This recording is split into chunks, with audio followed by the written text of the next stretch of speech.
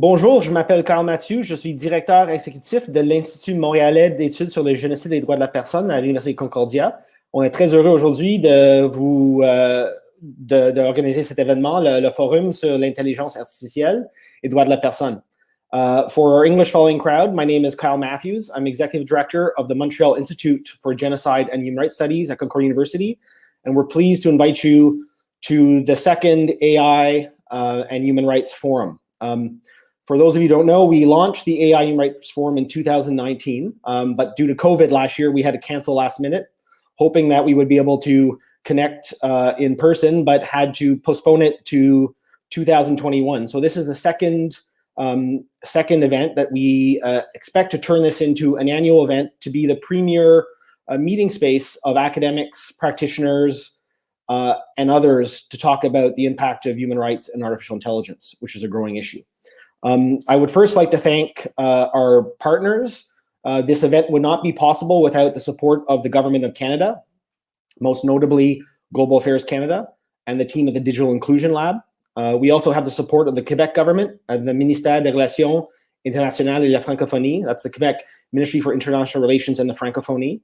So thank you to the government of Quebec for the support. We also have the support of the Embassy of the Kingdom of the Netherlands to Canada. So thank you for that support and partnership. And as well, we also have the support and the partnership of the Canadian Commission to UNESCO, which is based in Ottawa. So without the support of these amazing partners, we would not be able to bring everyone together to have these talks about important issues such as misinformation and disinformation, about online hate, about how we can use AI to meet the Sustainable Development Goals, how we can use AI to protect the identity of human rights defenders and sexual minorities, and also about issues of global governance and other important topics such as freedom of expression and freedom of the media. So we really have put together a star lineup of global experts from different universities, including Concordia University, and from different governments and international organizations. So we really are excited to launch this today and further the discussion. And our Institute Migs works to bring and convene top stakeholders to talk about some of the most pressing human rights issues. I would also like to say is that we would not be here really if it wasn't for a couple of events that really made our institute start to look at emerging technology and the impact on human rights. A few years ago, we had the great pleasure to take part in something called Hacking Conflict. It was an event put on by the Dutch Foreign Ministry and the Canadian Foreign Ministry in Ottawa, in which we brought diverse teams of people together to explore social media and artificial intelligence and the implications for conflict and human rights. We've also had the opportunity to participate in the Hague Digital Diplomacy Camp put on by the Dutch Foreign Ministry, which inspired us to think about these issues and start to build it as part of our institute's programming. We also recently worked with Global Affairs Canada, the Digital Inclusion Lab, to launch the Online Networked Hate Program to actually convene stakeholders and look at how AI was impacting online hate and extremism and what could be done to curtail extremism online. And then over the last year, with COVID hitting us and everyone moving into the digital space, we've had the opportunity to build on our networks. We've worked very closely with the Government of Canada, the Department of Heritage, the Digital Citizens Initiative, to work with an AI company to monitor and map online hate in Quebec related to COVID virus and refugee and immigrant groups. We've set up the Canadian Coalition Against Digital Disinformation, in which we've worked with AI groups to monitor online misinformation and see what actors are behind it. And last but not least, we've recently worked with the OSCE's Office for Media Freedom to look at how AI was impacting freedom of expression online as companies try to take down false and misleading information. So this is a really interesting issue. I have to say, being in Montreal, being a Montreal-based institute, we're very, very lucky.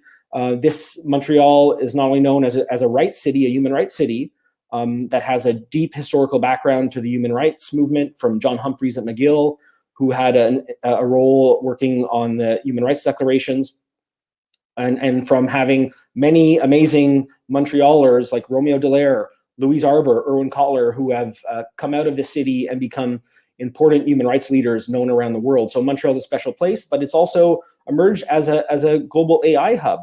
And one thing that's quite interesting is that 2 years ago, on her official state visit to Canada, the UN High Commissioner for Human Rights, Michelle Bachelet, made a decision to come to Montreal as part of her official visit and ask our institute to bring together the human rights community and the AI community to discuss many of the issues we're going to discuss today. So it's a fascinating time, and I hope you will enjoy this forum. I hope you will share the videos after with your friends. For those of you who want to share or comment online, we're using the hashtag AI Human Rights, so you can use that if you want to put comments on Twitter. We'll compile that later. And I just want to thank you for taking time to join us. It means a lot to have followers from around the world to listen into this important conversation. With that being said, I have been speaking perhaps too long for the start of this, so I would like to introduce people who will be making other opening remarks. And I will now turn the table to my colleague at Concordia, to Paula Wood-Adams. Paula is the Interim Vice President of Research and Graduate Studies at Concordia University. Paula, the floor is yours. Thanks so much. Good afternoon, everyone. It's my pleasure to welcome you to the 2021 AI and Human Rights Forum hosted by Concordia's Montreal Institute for Genocide and Human Rights Studies. Before I begin, I would like to acknowledge that Concordia is on unceded Indigenous lands for which the Kanyankahaka Nation is the recognized custodian. At Concordia, we are proud to be a forward-thinking university, bringing together leading voices from across disciplines to discuss ideas and issues, old and new, and to find innovative solutions to ever-evolving challenges. Our experts work across disciplines and are playing a key role in developing next-generation AI tools and technologies. At the Gina Cody School of Engineering and Computer Science, for example, thought leaders are diving into the worlds of human-computer interaction, machine learning, pattern recognition, bioinformatics, virtual environments, and more. Their work and the work of others is forging new paths, and with each passing year, ideas and concepts that may have seemed difficult to imagine before are now becoming a reality. But as with anything rapidly evolving, new advancements in technologies often bring new challenges. More importantly, they can have a real human impact, for better or for worse. The Montreal Institute for Genocide and Human Rights Studies, or Migs for short, is proud to be amongst Canada's leaders working at the intersection of human rights, conflict, and emerging technologies. Though the world may have seen a general decline of democracy and human rights globally, Migs can serve as an institute at the forefront of these discussions. And while it's a relatively new venture, the value of this forum in connecting people and sharing ideas cannot be understated. The forum will serve as an incubator for forming new partnerships between academics, civil society, the United Nations, and the private sector. Since its launch in 2019, the Human Rights and Artificial Intelligence Forum has enabled an open dialogue with leading AI and human rights experts. It has allowed us to explore how AI affects human rights and global affairs more broadly. This year, the forum moves online, and we are proud to be scaling up the event in collaboration with Global Affairs Canada, the Embassy of the Kingdom of the Netherlands, and le Ministre des Relations Internationales et de la Francophonie, under the patronage of the Canadian Commission for UNESCO. Over the next few days, you will hear from some of the world's top experts working at the intersection of AI and human rights, and hear about topics such as disinformation in public health, elections, online hate, ethics, AI governance, the United Nations, and global cooperation. As with the previous year, this edition of the AI and Human Rights Forum will host prominent speakers with diverse experience and expertise. You will hear from Irene Khan, the UN Special Rapporteur on the promotion and protection of the right to freedom of opinion and expression, and Ines Coppoolse, Ambassador of the Kingdom of Netherlands to Canada. You will also hear from the Honorable Teresa Ribeiro, OSCE representative on the freedom of the media, as well as eminent academics and researchers and Lieutenant General Romero Dallaire, and many more. Transdisciplinary collaboration and our forward-thinking mentality are some of Concordia's strengths, and we're excited to bring these experts together to share their thoughts with you during this forum and beyond. We hope you enjoy the thoughtful, engaging keynote addresses and the panel discussions that we have planned for you over the coming days. Thank you so much, and welcome to the 2021 forum. Kyle, back to you. Thank you, Paula, for those opening remarks. I would now, we now have a special message to share from the Canadian Minister for Foreign Affairs, the Honorable Marc Garneau, le Ministre des Affaires étrangères du Canada, l'Honorable Marc Garneau. Les participants au forum et plus particulièrement ceux et celles qui se joignent à nous de partout dans le monde. Je remercie l'Institut montréalais d'études sur le génocide et les droits de la personne de l'Université Concordia d'avoir organisé cet événement que le Canada a été heureux de soutenir. Inutile de vous dire que je suis très fier du fait que cette université se situe en partie dans ma circonscription. La question de l'intelligence artificielle et son impact sur les droits de la personne est très actuelle et particulièrement importante. Je vous remercie de me donner l'occasion d'exprimer l'engagement du Canada concernant une approche fondée sur les droits de la personne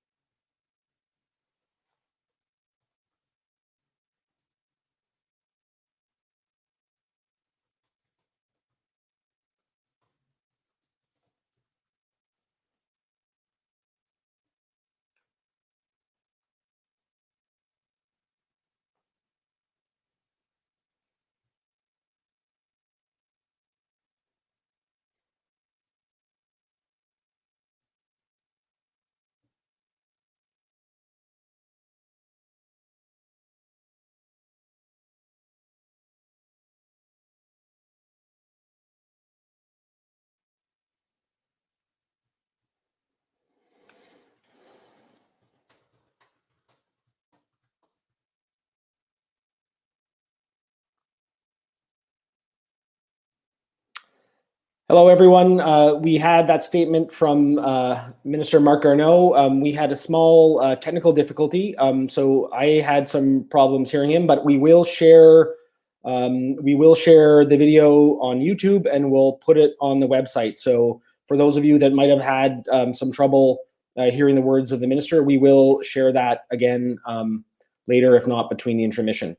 With that being said, I would now like to ask the Canadian, the ambassador of the Netherlands to Canada, Ambassador Coppoolse, to take the floor and make her opening remarks.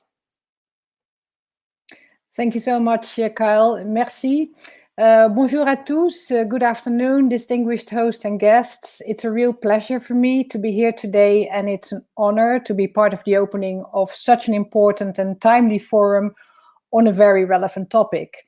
I'm also pleased and very proud that two fellow Dutchmen, experts, Mrs. Marietje Schaake and Mr. Jan Kleijsen, will be speaking too in the coming days. Et un grand merci à l'Institut Montréal Migs de l'Université Concordia pour l'organisation de ce programme impressionnant. AI systems are already affecting people's lives every day in many ways, from our online search to the weather forecast to our route and travel planners. So AI is not science fiction, far from it, but it's it's neither something that only concerns data scientists. AI is now, and it's for all of us, whatever lives we lead. AI innovations will make a substantial contribution to the economy and play a key role in tackling challenges in our societies. For example, AI provides us with new opportunities in healthcare, increases traffic safety, and improves our education.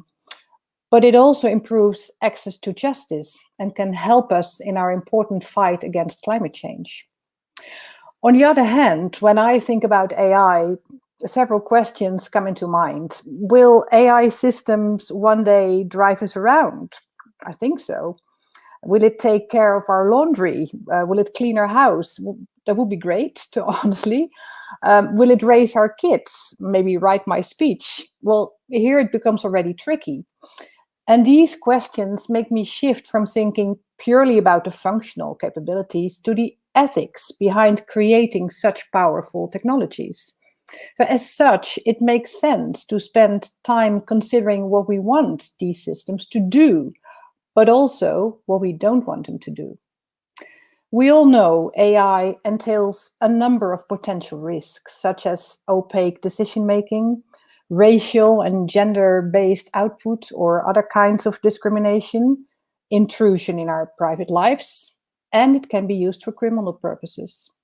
So we need to make sure our online world stays aligned with the ethics and morals of our society. That might be one of the greatest challenges of our time. What applies offline must also apply online. Now, governments have a responsibility to ensure that the rights and freedoms of citizens, consumers, and companies are not negatively affected by AI. Ideally, AI should be used to strengthen these rights and make them more universally adopted. So we must ensure a responsible use of AI. The EU has the ambition to become a world leader on AI and seeks to ensure a human-centric approach that aligns with EU norms and safeguards our fundamental rights. Keywords in the European and Dutch policies are excellence and trust. Very fundamental words indeed. Now, within this framework, the Netherlands wants to be leading in the field of ethics-based AI governance. We are investing over 250 million euros in AI, which will be matched to over 1 billion euros by the private sector. Because only by investing in research, education, and innovation, and at the same time building a robust framework based on trust, we can pave the way to a strong data-based economy. And it will help us prevent or correct unwanted consequences and correct the current situation in which citizens offline are better protected than the ones online. And with our increasing online presence, we need to be protected. Canada and Europe are natural partners in efforts to secure responsible AI and become the gold standard. And it would be good to coordinate our efforts on national level, promote knowledge sharing, and ensure cooperation between our private and public sectors. The Netherlands as a country, as an EU partner, is keen to contribute to this cooperation. We joined the Global Partnership on Artificial Intelligence in December last year, an initiative that was launched within the G7 under the Canadian and French presidencies. It aims to use the technology to bridge the gap between theory and practice on AI through research and applied activities.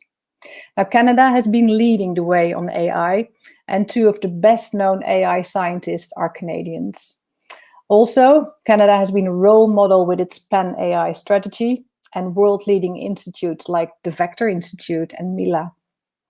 The Netherlands will be hosting the Hague Conference on Responsible AI for Peace, Justice and Security early next year, and we will for sure have many takeaways from this excellent forum for our colleagues in The Hague. So in conclusion, our two countries have so much to offer to each other, and we should continue to explore new opportunities. Je vous souhaite beaucoup de sagesse et à tous une conférence intéressante et utile. Merci beaucoup.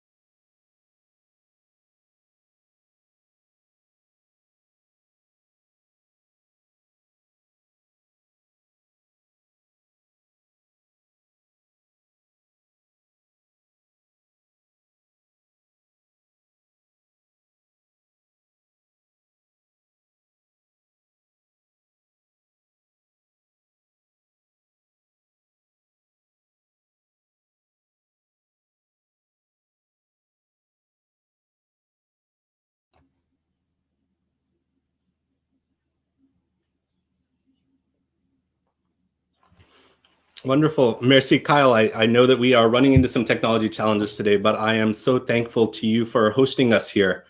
Dr. Wood-Adams, to the ambassador, I found your remarks so powerful. I'm excited to explore them together and to hear from the minister as well. My name is Vilas Dhar. I'm the president of the Patrick J. McGovern Foundation. We're a global 21st century philanthropy. We work to bridge the frontiers of artificial intelligence and data science with the world of social impact and social good. And we are technology optimists. We believe a better world is possible, one where these tools drive a better expression of our individual interests and our shared humanity.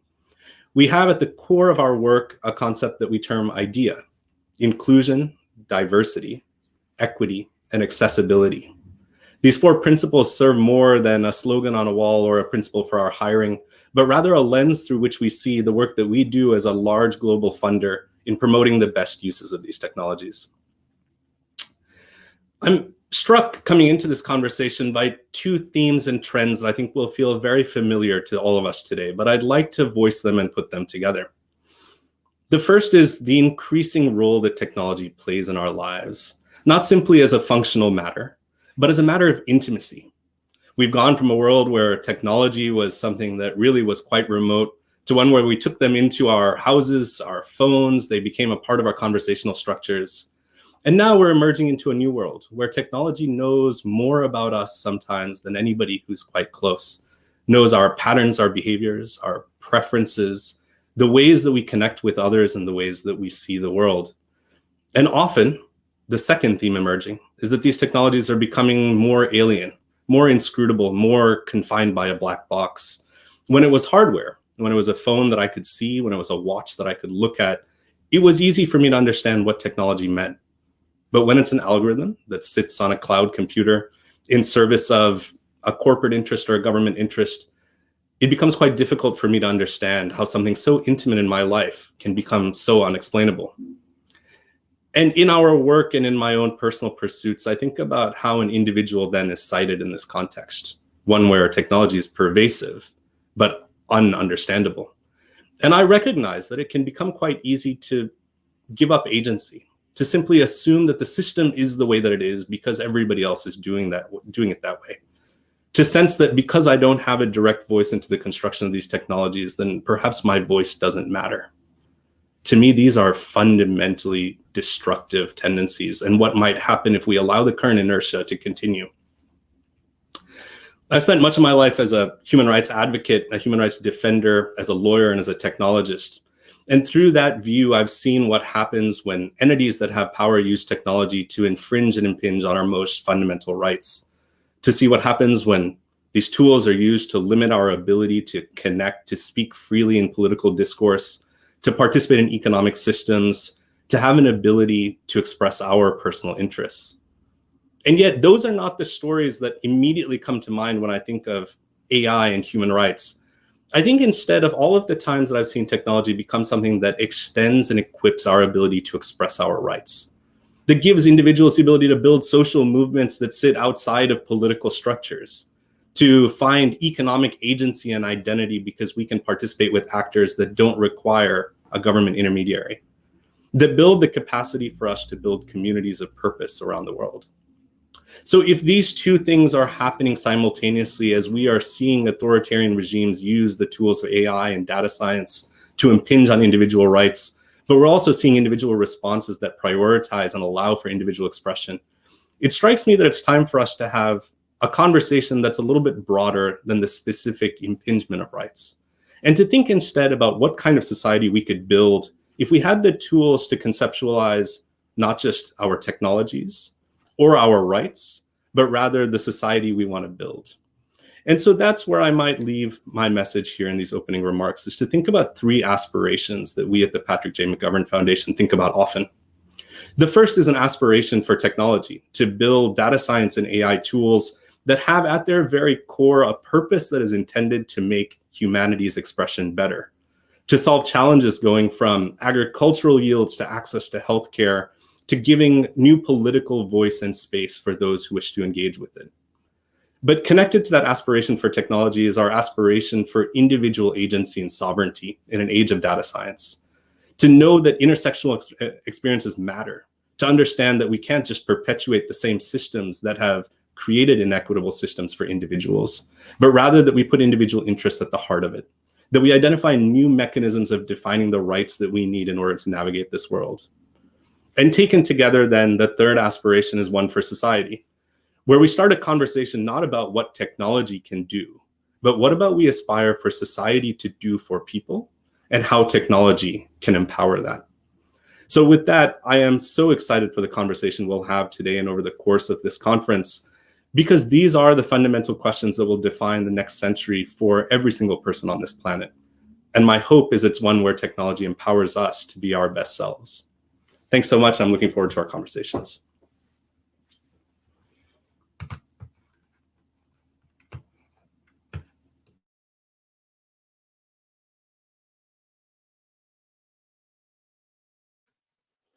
Vilas, thank you so much for your remarks. We did have technical difficulties, so we're going to try now, before we move to the first panel, to replay the presentation by the Minister of Foreign Affairs, Mr. Marc-Delneau.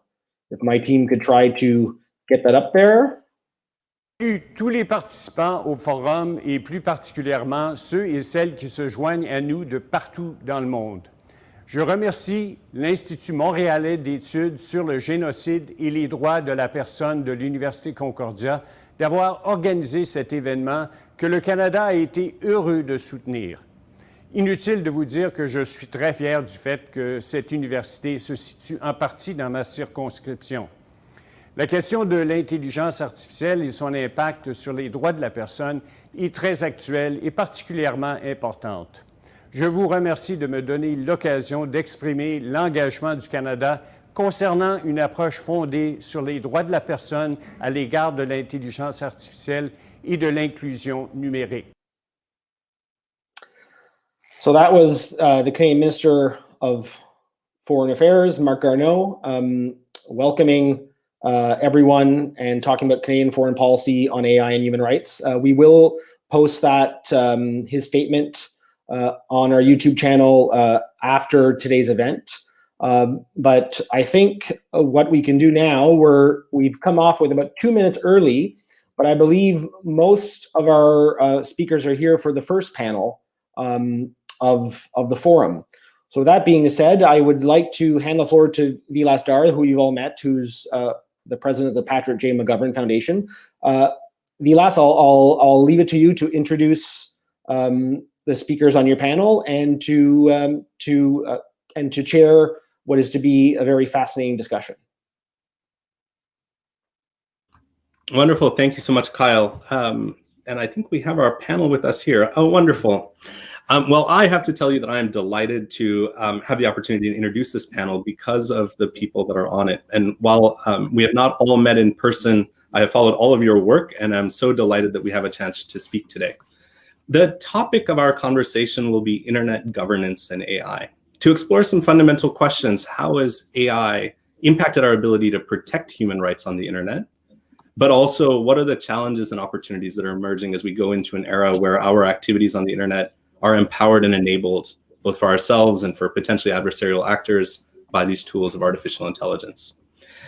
You've all heard from me, and so I will skip my own introduction, but I might go to our panel and ask our experts to introduce themselves. And then afterwards, I have a few framing conversations, but I'm quite hopeful this will become a discussion and potentially even a debate. Carly Kind of the Ada Lovelace Institute, may I come to you first to introduce yourself? Sure, thank you. Can you hear me okay? Yes. Yeah, great, excellent. Hi, everyone. Lovely to see you, especially to the other panelists. Great to see you again. My name is Carly Kind, and I'm the director of the Ada Lovelace Institute. We are a London-based research institute and deliberative body, which was set up a couple of years ago and has a remit to ensure that data and AI work for people in society. And that means we're interested in the ethical and legal and societal impacts of AI and data-driven technologies. And we work to bring evidence about their impacts to inform policy and to inform practice and technology development. Some of the evidence we rely most heavily on is the voice of the public, and we convene quite a lot of deliberative public fora to enable members of the public to really engage with some of the trickiest issues around AI, human rights, and ethics, and to bring that back to policymakers and to tech developers to help inform their work. So we've just finished a big public forum on biometrics technologies, and in particular facial recognition. And by background, I'm a human rights lawyer, and I've worked on technology, the internet, and human rights for many years. So really pleased to be part of this conversation and looking forward to chatting more. Carly, thank you so much. I recently had the pleasure of reading the recent report from the Lovelace Institute that spoke about the digital divide and how it's engendering a new data divide. So I hope we'll have a chance to come back and speak about that a little bit more. Maybe I could ask next, Eileen, if you're with us. Eileen is the executive director of the Global Digital Policy Incubator at Stanford University. Eileen, would you introduce yourself? Absolutely. Thank you so much for including me. This is a topic very near and dear to my heart, and I feel like this is the community that I would love to be deeply engaged with. So I am the executive director of the Global Digital Policy Incubator at Stanford University. We are housed at something called the Cyber Policy Center, and we function as a global multi-stakeholder collaboration hub for the development of policies, guidelines, norms that are for digital society, that are consistent with international human rights law and norms, and that are protective of democracy. The question of AI governance is one of the dominant strands of our work, as is platform governance, the challenge of disinformation. And we are just generally advocates for the utilizing and relying on the existing international human rights law framework as the foundation for governance of digitized society, of which AI governance is obviously a part. And there are lots of ways in which society has changed with the digital transformation of society, but we believe that the existing framework really is the best starting place and foundation for all of these conversations about governance of AI, and I hope we get into this topic and I can elaborate more fully what are the features of the framework that make it so well suited. But that's really my passion, is advocating for utilization of this framework, even though we have to think of ways to adhere to and adapt the framework for the radically changed digitized context.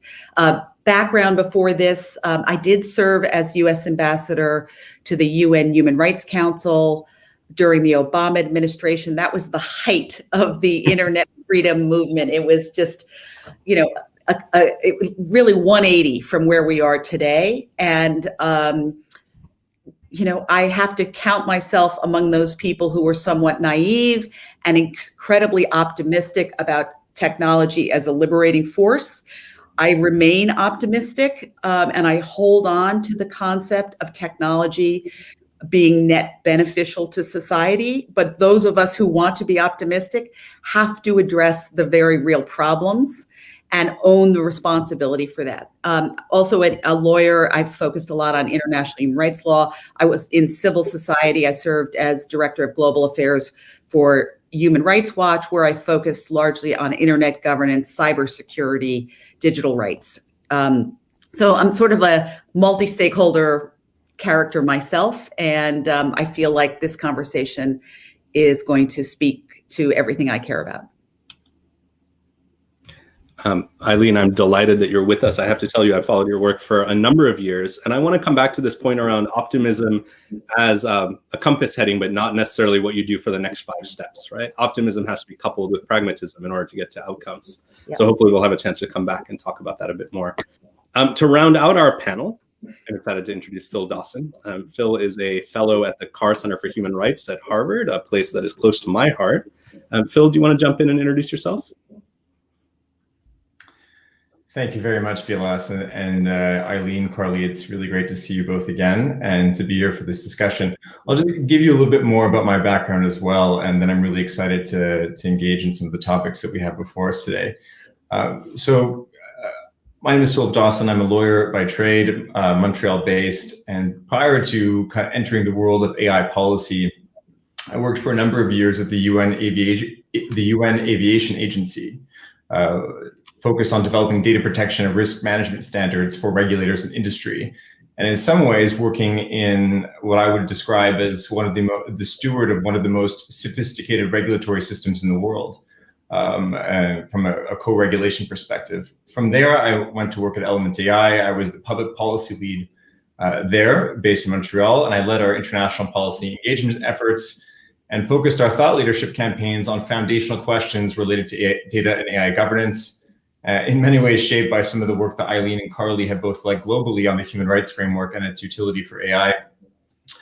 At Element, we were very interested in trying to figure out as a company how the human rights framework could be used, practically speaking. We organized workshops with different experts. Eileen attended one of them, on what types of regulatory tools that could be derived from the human rights framework to help companies meet their obligations based on the international law, human rights law framework. We also participated in leading an external human rights impact assessment, and that was of Sidewalk Labs' smart city proposals in Toronto with a consortium of other experts.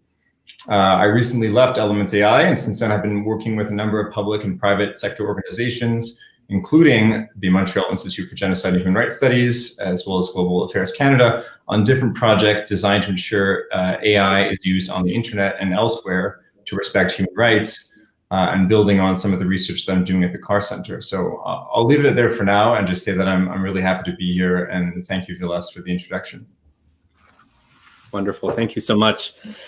For our audience, I'll pull back the curtain a bit and share with you that I have committed the cardinal sin of a panel moderator by not sharing any questions with our panelists in advance. And so what we will do now is really have a bit of a conversation. I think with the experts that we have here, this should be no challenge at all. What I might suggest is we do a little bit of a round robin, but anybody who wants to jump in, please feel free and we'll have a discussion. And the question I wanted to start our conversation off with is, before we get to the meta and the abstract, let's ground ourselves in some really core examples of what we're seeing out there. When we talk about internet governance and AI, where are those worlds intersecting in ways that have real consequences on our conception of rights or on our defense of them? Maybe I can throw that to the panel. Carly, maybe to you first, if there are certain cases or specific examples you want to talk about to frame our discussion. Sure. I think the most common to most of the audience, and I think just from us day to day, will be the way in which we interact with platforms and how essential AI is becoming to platform governance and platform operation. And in that respect, I think the types of harms and human rights concerns we're talking about revolve around information, access to information, the experience of communicating and sharing information online. So whether that be around kind of simple questions around access, so things like filter bubbles, echo chambers, the inability to get to information, scoring and suppression or promotion of content via algorithmic or artificial intelligence means, that results in human rights concerns quite quickly when it comes to access to information. There's also an expression element to many of those concerns, as we all know, the proliferation of hate speech, trolling, bullying, all of which is facilitated via artificial intelligence, algorithmic systems online. And then I think stepping away from information communication, there's a slightly kind of bigger set of issues around privacy and the protection of data. And that's where it gets quite complex, because the proliferation, the generation of data in the internet drives the development of artificial intelligence, both online and for offline applications as well. Or perhaps I should say kind of embodied, non-embodied applications of AI. So there's quite a complex relationship, I think, between the internet, AI, and privacy, because of the way the engine of artificial intelligence research is driven by access to data, which is really being generated by those big platforms. And then I think there are some really kind of meta concerns around democracy and democratic processes, that are, we've seen in recent years how those are implicated.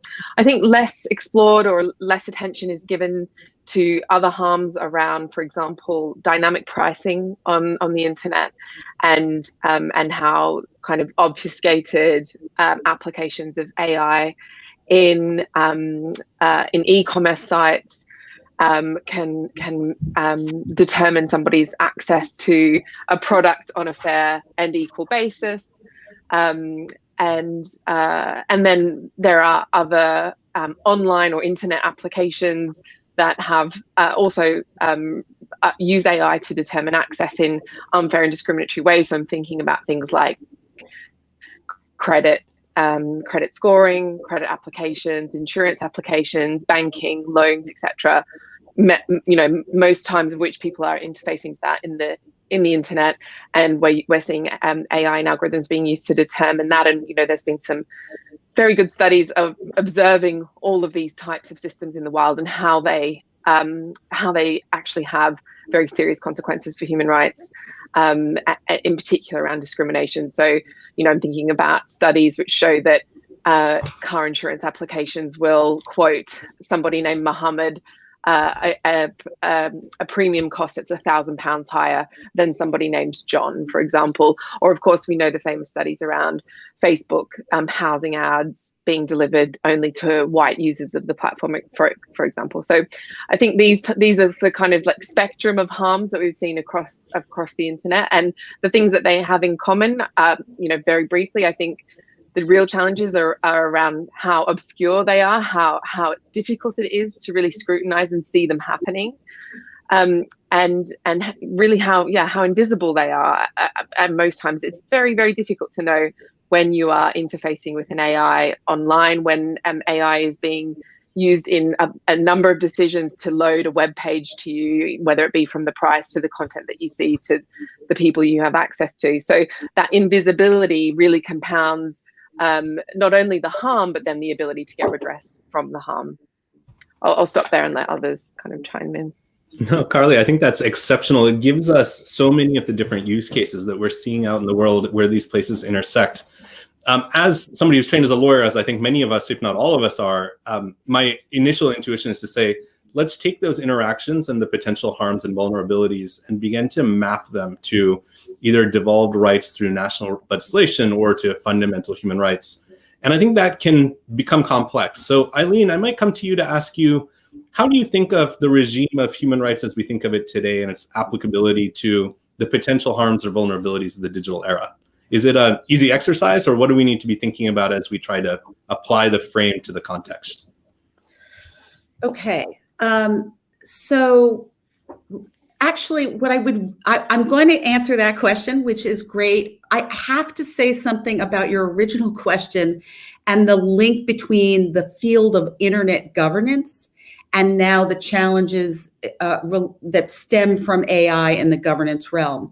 Because I think it's really important for people to recognize how the field of internet governance itself has evolved with the technology. For those of us who've been in this space for a long time, the original concept of internet governance was really about governance of the internet itself. The technology, the hardware, software layers, how data could be packaged and routed. What are the software protocols for sending and receiving messages so that it would be globally interoperable? And it's really interesting because that phase of internet governance was really led by technologists, not governance. And it was a pretty big experiment in global multi-stakeholder governance. And I think it's a vision we are all hoping to get to in all of the other realms of governance. The following phase was the idealistic phase where we were talking about what happens on the internet. It was sort of about internet freedom, about the open internet, about the free flow of information. Then we went to a lot of what Carly discussed, which is the emergence of social media and governance by mega platforms who are now functioning as governing actors over the parameters of speech and really what happens in the universe they have created. And that has really changed the governance realm. And so now we're in this AI governance realm, which is a continuation of this process of how governance is mirroring the technical evolution and transformation of society. And obviously this has emerged because so much data is being generated and collected. It has completely outstripped human capacity. It has led to increased reliance on machines for processing and decision making because people want to capitalize on the data. But it has led to dramatic problems with everything we care about with respect to governance. And so if you connect it to the international human rights law framework, pretty much everything is touched. Practically all dimensions of the International Covenant on Civil Political Rights, as Carly said, privacy, free expression implicated by algorithmic processing and feeding of ranking of information, ubiquitous surveillance and processing, AI processing of that data affecting freedom of assembly and association. Privacy is the fundamental right, really being impacted in digitized society. Equal protection, non-discrimination rights are impacted by the lack of transparency, the inherent opacity of all the data, and the algorithmic processing of it. And that gets to due process concerns. So that whole package. But we also have the economic, social, cultural rights dimensions of the governance challenge. The right to work, concerns about exacerbating the existing digital divide and lack of inclusion in the economic upside of AI. These are all things addressed in the International Covenant on Civil Political Rights. So first point to your real question is, let's remember our base. We have the base. The spectrum of concerns we are dealing with are addressed in these founding documents of the international order. Those documents were crafted through multilateral, multi-stakeholder drafting exercises that took years and ultimately garnered the status of international law, and they're internationally recognized. And so an important point there is this is what makes the international human rights framework so different from all of the other hundreds of different sets of AI principles that have been generated largely out of goodwill and very good intention. But in some cases, I think there's been a lack of awareness of what the existing foundation brings. And as a consequence, the proliferation of all these principles, I worry, is having the effect of undercutting global recognition of the framework we have. And I think it's a really big mistake for anyone in anybody who cares about governance of AI to fail to recognize the human rights base. Because I think that there are a lot of forces in the world that would love to have the concept of human rights be seen as anachronistic or dated, and that it's no longer relevant to this dramatically changed environment. And we should not be helping walk in that direction. That said, and this goes to the exercise Phil and Element AI did, you get to the question of, okay, how do we go from the articulation of rights that must be protected, which is the first step, by the way, to how you do it? How do you adhere to those things in the context of algorithmic processing, AI-based decision-making? To me, that should be the primary work of this community, is how to embed concerns for human rights into algorithmic systems. And we need to be working with the technologists, the coders, as well as The technology community is slightly underexposed to the international human rights framework, and there's a lot of progress being made there, but we still need to do the basic advocacy for relying on the framework as the first step. I'll stop there. Please don't. I am eager to continue down this line with you. Eileen, I think you spoke to so many fundamental challenges that exist in the space right now, but just to pick up one of them, and Phil, come to you. Eileen, you spoke about how governance often has played a role in mirroring technological capacity or possibility. And I think that was a very kind understatement. Often it feels like the idea of what's possible is overtaking the idea of what we should be doing. And regulators are often trying to catch up. Phil, I wonder if you would like to respond to some of those thoughts, and specifically think a little bit about how AI as a practical matter is also impacting our ability to actually defend human rights on the internet. Thanks, Vilas. And yes, I really echo what Eileen was saying, and but to build on some of the things I think also that Carly touched on, in terms of platform governance, the lack of transparency more broadly than just how algorithms are operating is really impacting the ability to protect human rights on the internet. And in some ways, you can think of AI as introducing this massive relatively new variable onto the internet with unknown consequences. And I say relatively new because we're only talking several years really since the public and governments became more aware of the consequences of the use of AI in general and on the internet through various and still recurring global scandals, which is really what led to the explosion of AI principles that Eileen described in 2018, 2019. So really, we're only a few years into the realization of kind of how AI is transforming the internet in some of the ways that Carly mentioned. Whether that is through targeted advertising or models that are designed to sustain or direct our attention, often by promoting what is hateful, sensational, untrue, dangerous, and often with particular impacts on communities that are already experiencing greater levels of vulnerability.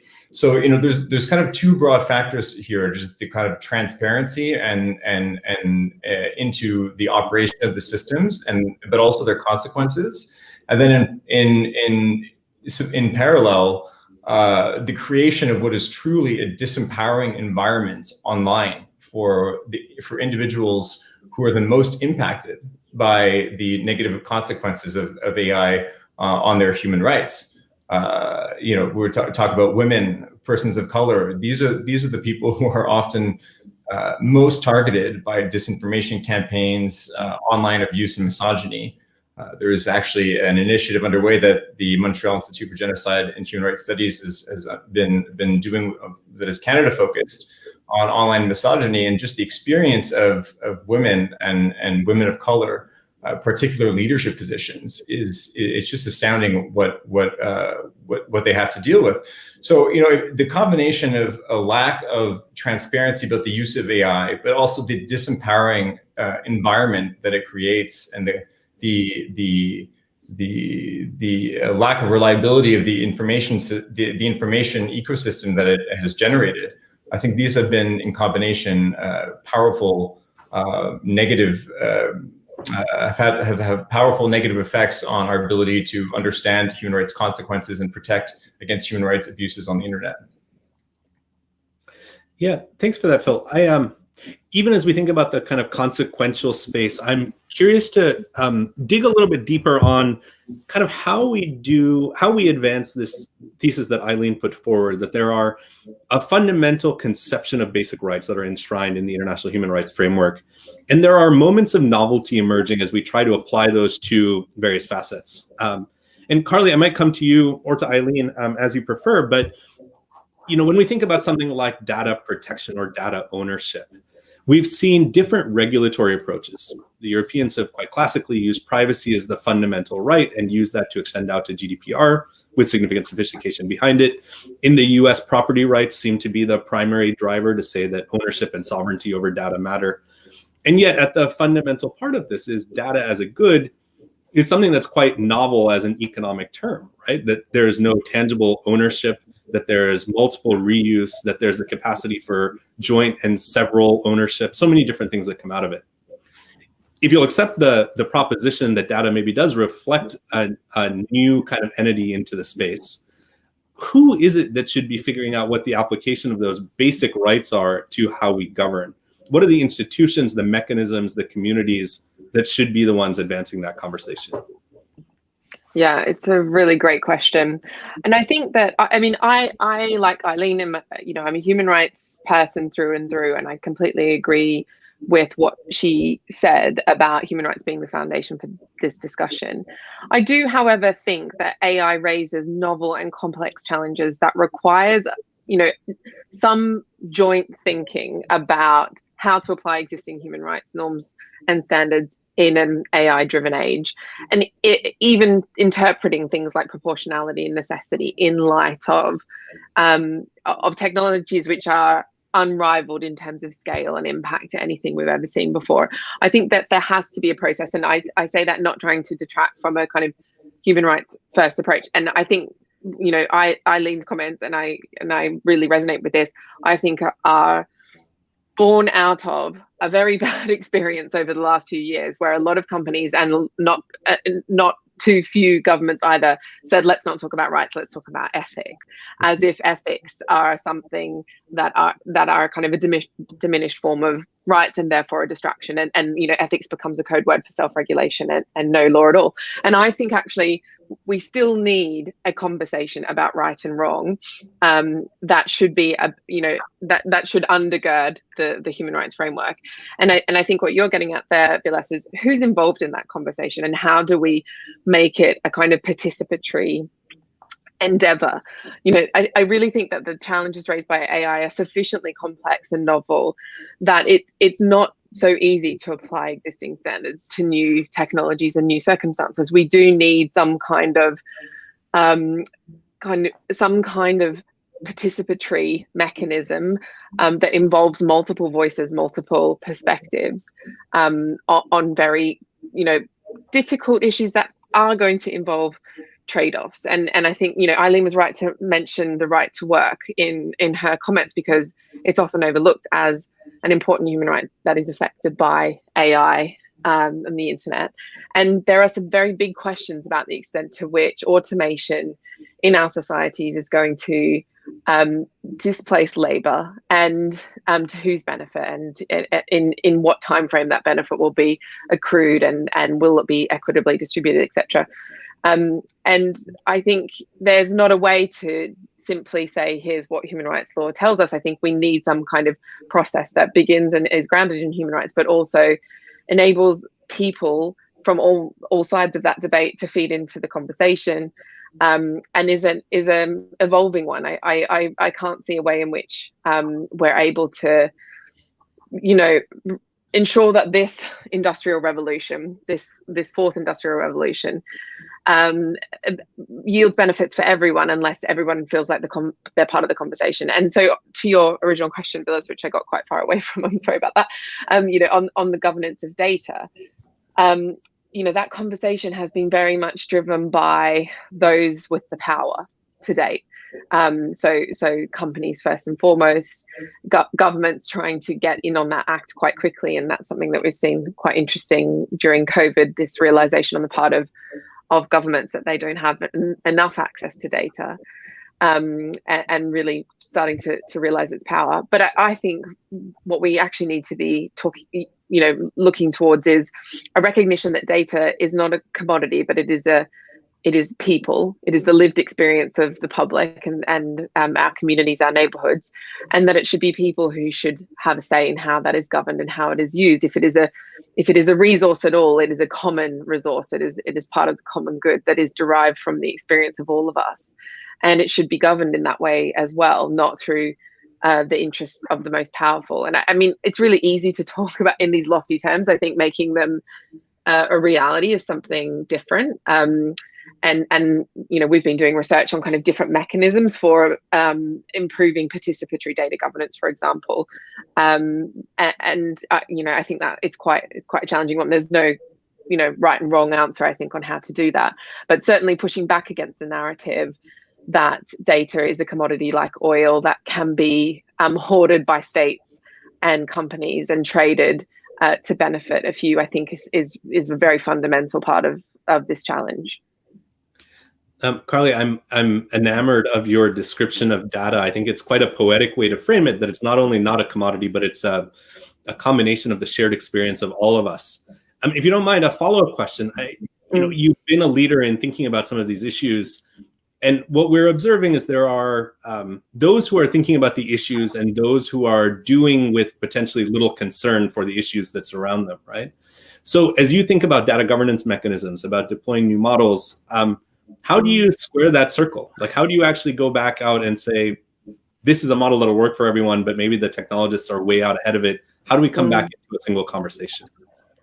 I think that it has to go hand in hand with regulation and governance. I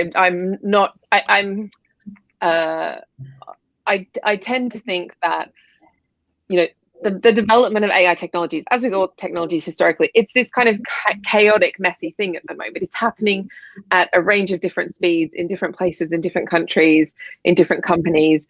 It's slowly over time becoming centralized in fewer and fewer. I think somebody told me recently that they'd seen a statistic which said the number of AI startups is now declining and has been since 2017, because we're seeing the centralization of AI research in the hands of larger companies that have access to the most data.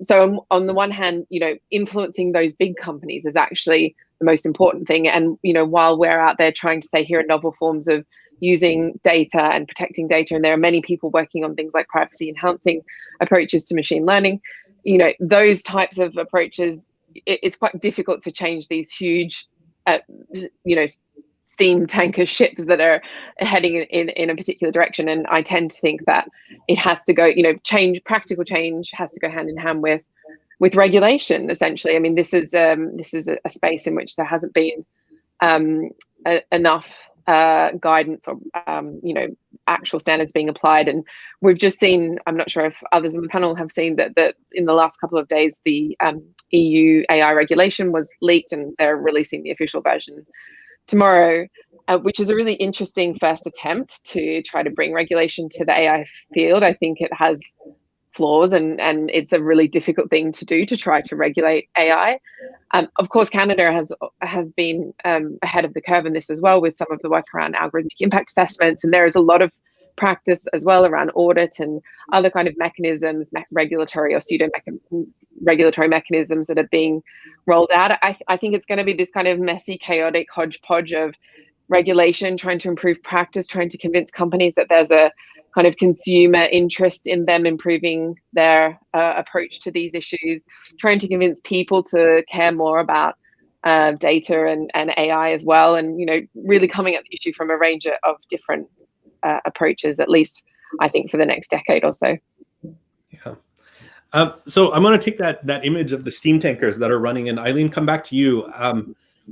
And I'm going to ask you the same question, maybe with a level of granularity attached to it. We have an international human rights framework. We have an emerging set of harms and vulnerabilities that are being expressed in the day-to-day interactions between companies and consumers and all of the different constituents. What's the model by which we move to bilateral or multilateral or institutional frameworks to address these issues? And where do you see it happening today, outside of academic centers or convenings like this one? Where is there already emerging a policy-based push to enforce human rights standards on these kinds of activities? Well, I think there's a lot of conversation about human rights standards. I don't see a lot of regulation that actually embeds human rights standards. In fact, we did a study of the national AI strategies that exist around the world, and they're very, as generalization is, many don't reference human rights, or if they do, they reference only privacy concerns or a very high level of abstraction. I don't think much deeper thinking is how to put it into regulatory text has happened yet. I do want, I'm gonna bring your question into lots of the stuff that Carly just discussed, and back to your original question about GDPR exists, privacy. The US doesn't have that. What's going on in the data regulatory front? A couple of comments. First of all, the US is nowhere on privacy, and that is probably the biggest problem, and that should be the first regulatory step in the US domestic context if we can do it. Looking at GDPR, I have to make one comment, which is it's great that they did it, and it's great that it is becoming a global model. The fact that it is a consent-based model, it means it is not as effective as we would like to think, because what still happens is people just say yes because they want to use products and services. And so I think we've got to go to the next level of what would really excellent data protection look like. And in terms of who's doing it, I feel less good about the regulators and more good about the thinking that's happening in civil society with data trust models and those kinds of things.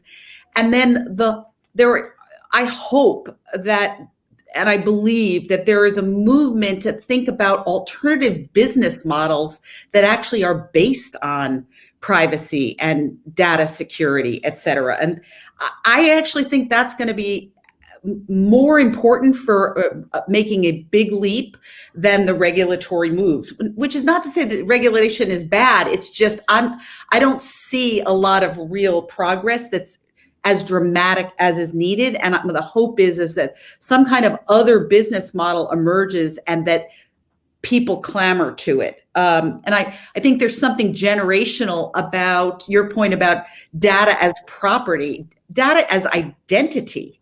Mm-hmm. Data is you.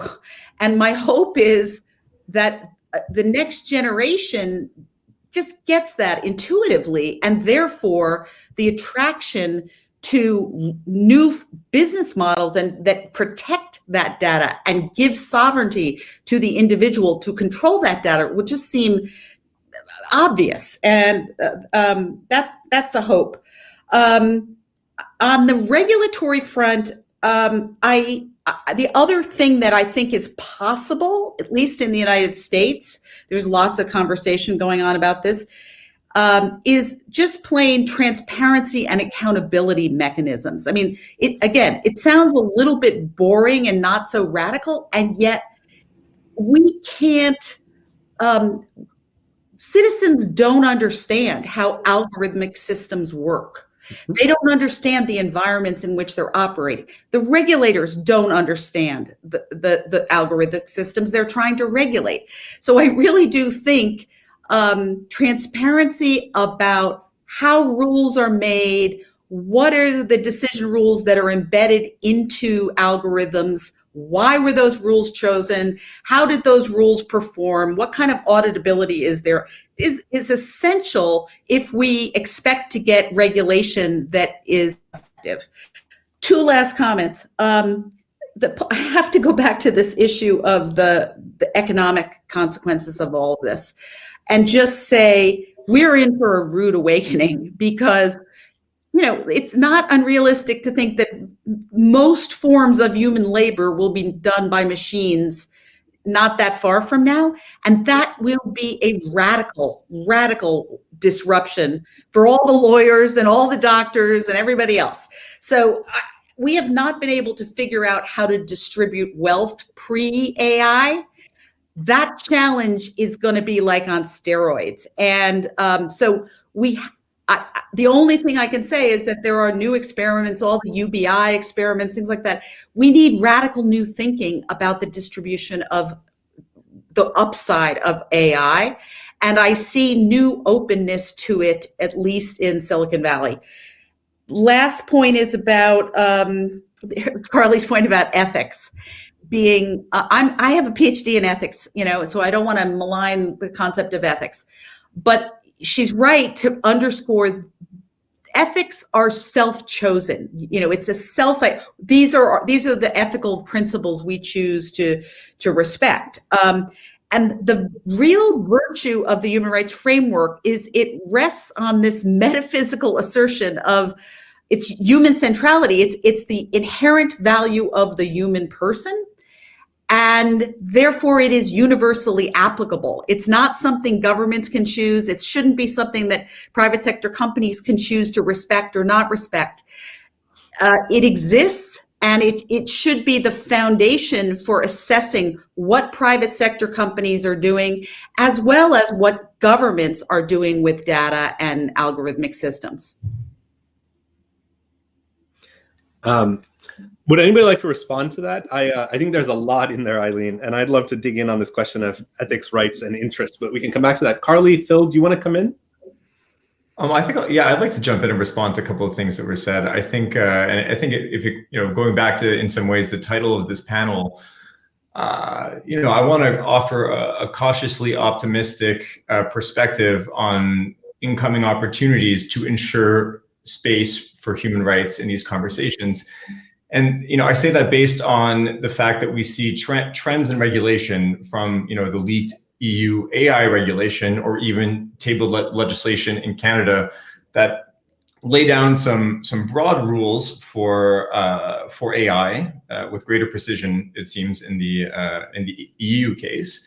But then a lot of the work to comply with these regulations is going to have to be done through industry standards, company policies and practices.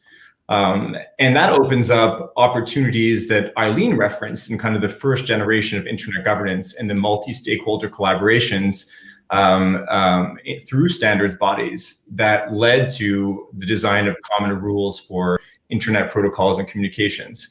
I think we're really heading there in the next couple of years on AI governance. It's going to be in standards bodies, and you can see across the world governments devoting more and more resources to standardization in preparation, specifically on AI, in preparation for giving the means to enable commercialization and diminish risk, but also as the kind of the choice policy instrument for regulating AI, likely with some future references or incorporation into regulations. Regulations and law can set the broad rules and principles, but fundamentally, the deployment of AI is so contextual. It depends on the industry that it is being deployed in. It depends on the different, the very specific context. And so often your researchers speak of it as socio-technical. It is as much technical as it is social. So I think we're going to see standards processes proliferate, and the problem we're going to counter is that these standardization ecosystems are going to need to be injected with new resources, new professional resources to steward and coordinate the development of standards in line with legislative intent and in line with different concerns that civil society has, that companies require to enable commercialization. And because these processes are voluntary, they're organic, they depend on, like I said, volunteers from companies and across the spectrum of civil society and academia, including government. And they're not often optimally resourced, despite the best efforts of those who participate. And smaller companies don't necessarily have the resources to participate, and members of civil society don't typically have the time or funds to participate. So I think there's going to be, as we move into kind of a co-regulatory model for AI based on some broad rules and regulation, ultimately implemented through standards and policies and practices at the most granular level, from a organization-wide risk management process to model risk management processes and algorithmic auditing, and Ada Lovelace is working on some of that research right now. There's going to be a lot of opportunity for multi-stakeholder participation in setting the rules at the most granular level for AI governance. Can I just come in very briefly there? Sorry, just to build on what Phil said, which is I agree with. It struck me that we're doing lots of work on auditing and standards and governance as well, and I think that feels exactly right, that is the direction of travel. But I was just reflecting on what Eileen said about the kind of big economic questions that AI raises, and this idea of wealth distribution. There was a really interesting blog post by Sam Altman, who's the CEO of OpenAI, a few weeks ago about how AI is this immense global opportunity for the generation of wealth, and how there's a kind of line early on which says, with our AI developments in the next 5 to 10 years, we could have enough wealth in the world that everybody could live well and live good lives. And it made me think there's already enough money in the world actually for everybody to live good lives. It's just not distributed equitably. And this is what Eileen's point was. We haven't actually solved how equitable wealth distribution pre-AI. AI is not going to solve it for us. And in fact, things may get worse. And just reflecting on what Phil was talking about there about the development of standards, there is, I think, a risk that we move into this very kind of regulatory space where we're, developing standards and creating frameworks and developing risk-based frameworks and auditing and all of that. And we kind of fail to deal with the big underlying, huge mega societal questions that are coming up about as part of this revolution, this huge big change as a result of AI. So like the big questions around wealth distribution and what is work, what is labor, what brings value to life, those types of things. And those are super, super hard questions to answer. It's much easier to focus on, regulating AI like you might regulate product liability, etc. But we somehow need to kind of hold both ideas in our mind at the same time. I don't have a solution for that. I just wanted to reflect on those two points. Yeah, let me pick up on that. There are kind of two classical critiques of self-regulation or standards that I think are particularly poignant here, right? The first is you're essentially asking a bunch of self-interested parties to develop the standards and requirements under which those companies will operate. We can address that, right? We can build a more participatory model. We can bring in academics and civil society and government. The second, though, I think is particularly important, which is standards are, by their very definition, a restrictive instrument. They say how we will and will not deploy a particular technology, and usually are couched in the terms of the harms that we want to avoid.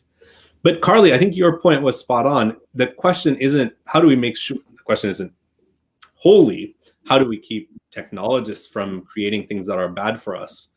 But the question becomes, where is the engine inside of society that says, let's build technologies that are good for us? And as a capital allocator in the philanthropic space, this is a fundamental question for us. And I'm curious to hear each of your views from strategies like bringing technology expertise directly into the civil sector so that we can have nonprofit organizations competing with the big tech companies to build product, to the similar question of how do we build technical competence into government so that we can regulate on a proactive rather than a reactive basis. So I might ask, I think we have about 10 minutes, so maybe one last round of questions, very pragmatic. What should we be doing on the next 6 months, the 12 months, the next 5 years to actually build a technological society that is the best possible one rather than simply not the worst? Phil, I know that you've spent time across sectors and thinking about these questions. I might come to you first. Sure. I mean, I agree with what Carly was saying. There is a risk in, even right now, building out the standardization landscape and incorporating those into regulation, that we are just entrenching existing approaches to the use of data and AI that are not equitable. And so, I think the comments are I fully agree with them. And Vilas, I was just about to send you a message saying I think it's a good time to talk about the philanthropic space, because one thing that we noticed at Element AI is in some of the discussions we were part of on data governance and data trusts is that there's a really great need for the building, not just the theorizing, but the building and testing and and really the courage to do so and fail of collective models of data governance that, yes, introduce greater accountability, but that also distribute the resources, the data resources, to a wider variety of stakeholders, and so that you at the same time counter the prevailing models of concentration and widen and level the playing field, so to speak. So I think there are some very active conversations in the philanthropic space. Vilas, you obviously are more familiar with them than I am, But there's been a lot of work done by foundations like the Mozilla Foundation, in collaboration with other partners around the concept of alternative data governance models. I think we really do need to move on to building these models. And I wonder, and Vilas, this is especially grateful to hear your comments on this. But I wonder about whether it's the philanthropic space, the public sector, governments, or even companies and not-for-profits. Do we have, I guess, the courage to build these and fail? In some ways, I've seen different governments propose or think about these new kind of data sharing platforms. Maybe they look like data trust, maybe they're a little different, that is going to make data more widely accessible and available to more players, but nobody's built them yet. And you need the right use case. But I wonder if people are afraid of, in some ways, failing, and that creating kind of negative ramifications for the future of those spaces. I think we have to. That's where we're at. I think there's been a lot of good thinking done about data trusts. There have been some attempts to scope projects. I'm not aware of too many that have been real life. And yet governments have included them in their policy documents about possible, models that could encourage more inclusive growth. I think it's really important for us to think about, especially with the kind of the wealth of government funding in COVID recovery mode that is being poured into the digital economy.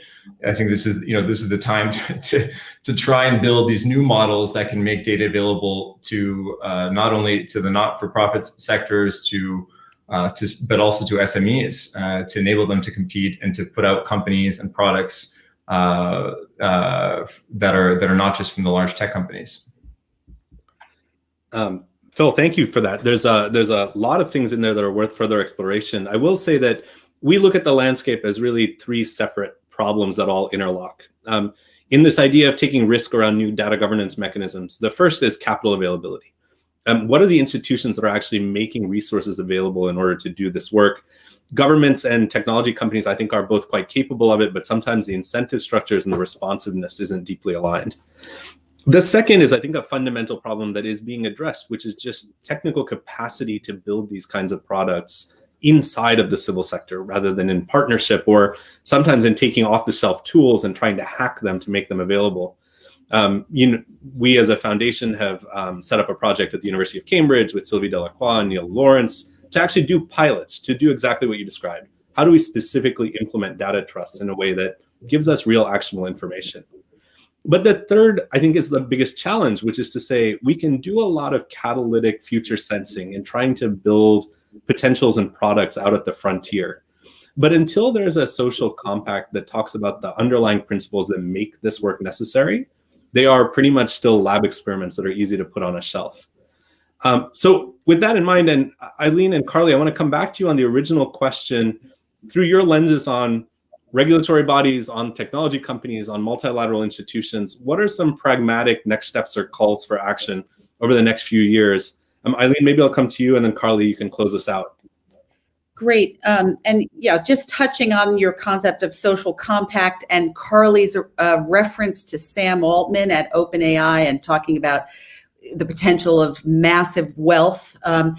I have to say, Sam Altman is one of the leaders in doing an experiment on UBI, because he sort of gets it that, yeah, there's going to be all this money and we will not have been doing any practical thinking about how to distribute it. So I just want to say, it may not be well known, but some people in Silicon Valley are actually ahead in understanding where this might go.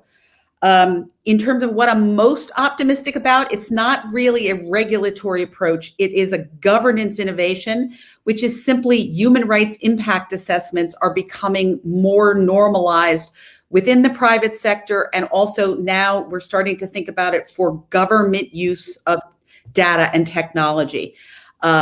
So I am more optimistic about that. Some of them are done very superficially. Interestingly, that happens more when you have external parties who are experts come in consulting and they do their assessment. I actually think the best model is when there is a genuine embrace of commitment to respect human rights and to remedy violations. The technology companies are best placed to start in the design phase and the development phase and then the deployment phase. And then after the fact, what's actually happening with your clients. I think there's a lot of potential there, and Microsoft is a pretty good model, and I hope that really catches on. Last point, to your last point, your question about motivating to build tech for good. We have to remember technology can always be used as tools and weapons. The same technologies, good for good or ill. And so my last point is really something we did not talk about is digital authoritarianism. To me, that the rise of the model of digital authoritarianism, where government utilizes the technology specifically for repression, control of citizens, to repress minorities, and they're exporting these technologies, and they're role modeling use of these technologies, and they're influencing the global standards conversations and the global normative conversations away from embedding human rights principles. To me, if I were to pick one thing that I was most concerned about, is that digital authoritarian model and influence around the world and how it's growing. And this is where we all have to be in this together, and democracies need to pick their heads up and recognize what are the geopolitical dynamics around AI. It's quite a call to action, Eileen. Carly, to you for a final word. Thanks, Vilas. I know I only have 2 minutes. I'm going to make a very controversial statement for the last 2 minutes, which is, if I had to say one thing that I think could change things, it would be to actually not about digital authoritarianism. It would be about loosening Silicon Valley's hold on the entire AI industry. I actually think that broadening out the range of actors involved in developing AI technologies beyond the major Silicon Valley tech companies, and including diversifying the people who are in the room, and by that I mean really a global conversation about AI and AI development, would be the thing that would need to change. And to do that, we need competition regulation, we need data protection regulation, we need privacy law in the US and elsewhere. But I really think that not allowing Silicon Valley to determine the answer to the question, not of what tech do we want to build, but what societies do we want to build. I don't think that should be answered by the major tech companies in Silicon Valley anymore. Perfect. And what a powerful note to end on, the idea that if we're going to live in a shared future together, who will be the architects? And I think it's very clear from this panel's perspectives that it really has to be the people at large. I want to thank you all, Carly, Eileen, Phil, wonderful conversation. Let's take it to social media. We're on Twitter at Vilas Dhar. Let's all start a conversation there and continue forward. And great thanks to the Montreal Institute for Human Rights and Genocide Studies. Thanks very much. Have a great day. Thank you very much, Vilas, for being a master moderator of the panel. So I'm going to ask people, Eileen, Vilas, Carly, thank you. We're going to ask you if you could leave the studio, or my colleagues will kick you out of the studio because we're waiting for other members to join us for the next panel. So I just want to, as we wait for other people for the second panel on AI, freedom of the media, and freedom of expression, two very important topics. And then people are beginning to join us, so we'll get started in a second. But before we start the panel, I think what Eileen mentioned about digital authoritarianism is really a top issue that more and more governments and NGOs and human rights organizations are starting to look at. I know Eileen and her team did a whole session at Stanford with the Human Rights Foundation on AI and digital authoritarianism. The videos are online if anyone wants to see that. My colleagues and I have begun to look at digital authoritarianism and have an article out for opencanada.org explaining why the Canadian government needs to take this as a serious foreign policy issue. And we also received support by the U.S. Embassy to Canada, where we're going to be doing a series of virtual events with American and Canadian experts on digital authoritarianism, and also present at the upcoming RightsCon done by Access Now. So this is something that we are really excited to be doing. So it is 1:30 on the nose. We're supposed to be starting in a second. I'm still waiting for a few people to join us, including Irene Khan and Marco Otero. But maybe what I'll ask now is, Lauren, maybe if you could invite our, we have two speakers and our moderator, if you could let them into the studio, and we'll ask everyone if you could unmute yourself, or we could do that ourselves, just to get started. So we have someone else, I think, just is joining us. So what I'm going to do, as this works out, nobody always joins at the same moment when we're supposed to. I want to thank our invitees from Europe who are joining us quite late at night. Apologies for organizing this when it's nighttime in Europe. But what I would like to do now, I know Irene Khan is about to join us, but I would like to introduce our moderator for this one. As I said, this panel is on AI, freedom of expression, and freedom of the media. And I would like to pass it to Sean McCarthy, who's president of the Canadian Committee for World Press Freedom. And before, Sean, you introduce speakers, I noticed there's some background noise. So if all speakers could perhaps mute yourself when you're not speaking. Okay, so Sean, the floor is yours. Okay, thanks very much, Kyle, and welcome everybody. I appreciate this opportunity to participate in this very important discussion on AI and freedom of expression. You know, it cuts two ways, right? We're looking at how AI might enhance freedom of expression, but also what are the threats. And I think an interesting segue from the last section, we were talking about digital authoritarianism, and I think that may come up here. So let me introduce the other panelists, or the panelists, I suppose. Irene Khan, who is joining us, is the UN Special Rapporteur on promotion and protection of freedom of opinion and expression.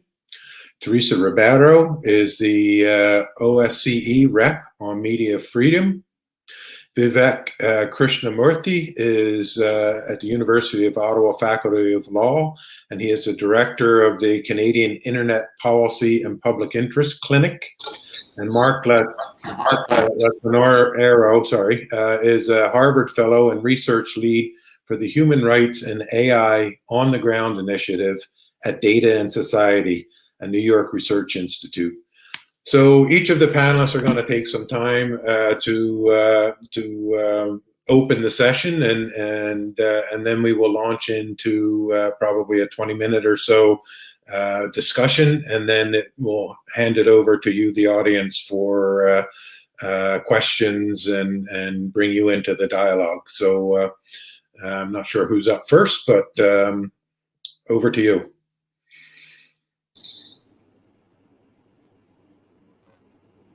Teresa, I guess we're going to open up with you.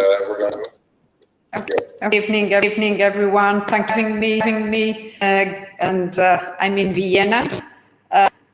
So increasingly using both content moderation and meaning, of course, that AI is used to shape and arbitrate information.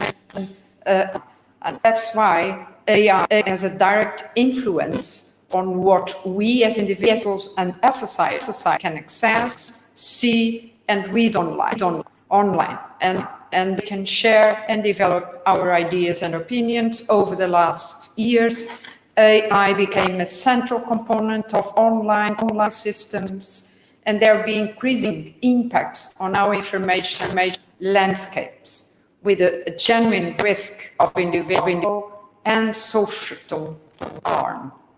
It is essential to look at this impact and risk from the perspective of freedom of expression, media freedom, and overall comprehensive security, as automation increasingly affects every aspect of us, and digital rights are necessary for security, prosperity, and thriving of democracies. This is the reason why I might launch the SAFE project, put a spotlight on the impact of artificial intelligence on expression, in developing policy guidance for the OS, participating states and other actors on effective ways to safeguard freedom of expression when AI is deployed. All the issues that will be addressed at this Artificial Intelligence and Human Rights Forum, be it disinformation, surveillance, or the governance on AI, all these issues are truly global. And that's the reason why we need a global approach, a multilateral approach.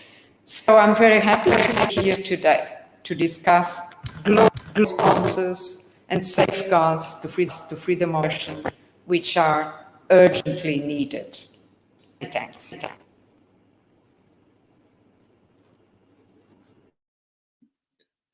Thank you, Teresa. We're now moving to, I'm sorry, I can't see my screen, but is Irene with us? Yes. Hello, everyone.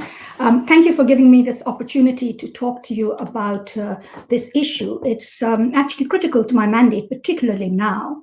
I have just completed a report which I will submit to the UN Human Rights Council in June, at their June session, on disinformation in the digital age. So I think it's a very appropriate topic. And now my mandate, as you introduced me, is freedom of opinion and expression. Opinion is the inner part of the external dimension of expression. And both are actually affected deeply by artificial intelligence, by algorithms. There is much less understanding of how our minds are being manipulated in ways that we never thought imaginable before digital technology came to this stage. So I think it's very important to see technology as an enabler. I come from a developing country, and I have seen how digital technology has made services available, algorithms, AI, for health, finance, and all sorts of other services to millions of people at low cost. But there are also serious shortcomings and risks that we need to take on board, as Teresa mentioned, and that is where international human rights law, the framework, provides a way of ensuring and protecting interests, where individuals are not users, but individuals are treated as rights holders. So we move out of this commercial, ad-driven economy of platforms into a human rights-based approach to business. I think that is extremely important to understand, particularly in areas where rights have to be promoted but also restricted. Freedom of expression is not an absolute right. States can restrict it under certain conditions. They have to do it very carefully, construe the provisions in a very narrow way according to international law, so that there is not prior censorship. Now, that very careful way of handling issues like disinformation or hate speech, which need to be contextualized, put that into algorithms, and you lose the understanding. That's the risk of technology taking over human judgment, and state responsibility being replaced by delegation of responsibility to companies, to platforms. And that is why I think this kind of discussion is extremely important. And we need to look at how stakeholders can be brought in, how rules can be set in a transparent way, and how we can move. I would argue that we should move away from multilateralism to multi-stakeholderism.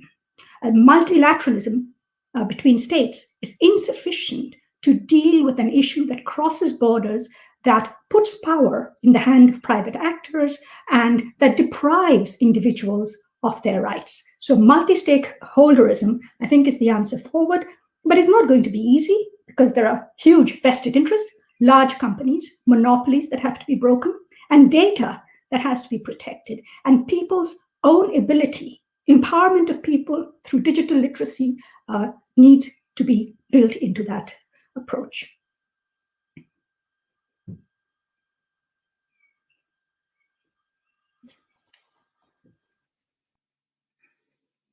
Mark, do you want to go?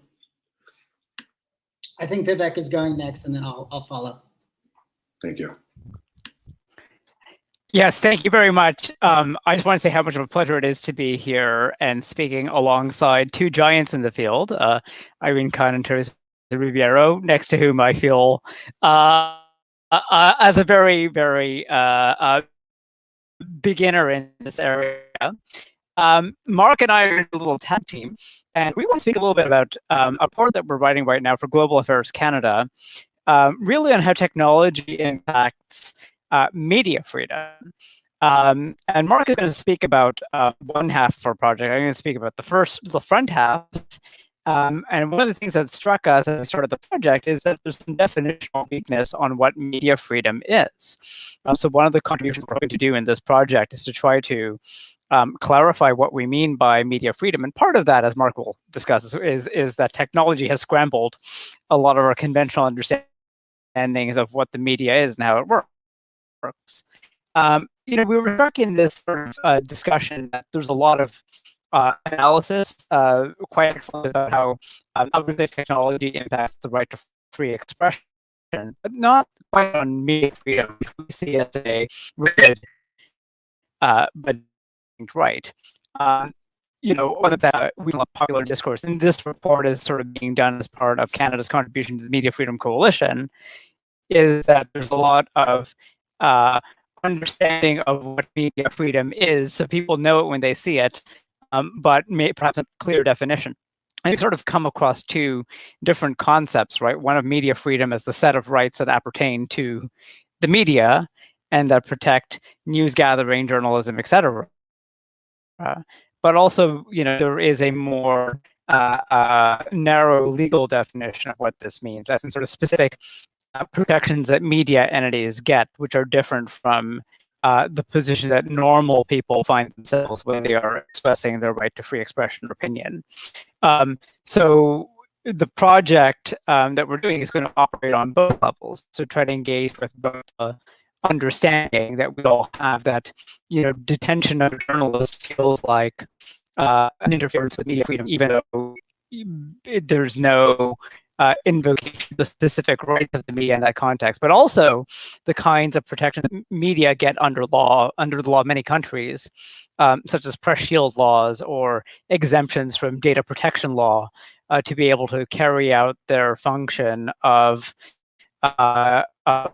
basically producing the informational basis for democracy and holding power to account. So that's one of the contributions we're hoping to make in our project. And I think I speak for Mark and that we're excited about the discussion we're about to have, and in learning insights from many participants in this conference on both aspects of our project. I'm going to turn on my video here because I think my connection is a little poor, and probably pass it over to Mark to talk about some initial findings. Great, thanks, Vivek. We heard most of what you said, but let me just reiterate that, well, first of all, hello, everyone, and thank you for the invitation. It is indeed a pleasure and a privilege to be here with our esteemed panelists and the audience as well. My name is Mark Latanero. I am a social scientist and policy researcher by background, and working specifically on technology and human rights, and even more specifically on AI governance and human rights. Most recently at the Harvard Kennedy School Carr Center, and now moved on to advising UN partnership on AI, and also this project with Global Affairs Canada at the University of Ottawa. Along with Vivek, I think it's important to differentiate between freedom of expression and media freedom for this discussion. I also think it's important to contextualize AI in the broader conversation and the longer history and examination even of technology and the media. There's been shifting definitions of news. Newspapers, cable TV, platforms, shifting definitions of what is a journalist, sort of a newsman, and back then they were usually men, to citizen journalists and bloggers, etc. And then also techniques of gathering facts and truth-telling. Photographs as sort of this arbiter of what has happened or the truth, digital images, and to now, and this is where AI comes in with deep fakes. So I think it's important to talk about the impact of AI within this broader historical examination of technology in the media. That said, there are very specific aspects of AI which makes it unique and important to focus in on.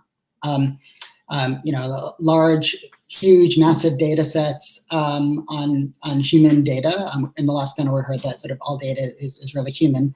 The models used to train AI, behavioral prediction or lack of prediction or misuses of prediction, the opacity or the impenetrability of these machine learning models, and the sort of global scale and scope of AI technologies. Those are all very important. That said, though, I think focusing only on the technology misses out of a number of nuances. And in the last panel, Phil Dawson mentioned socio-technical, what is that?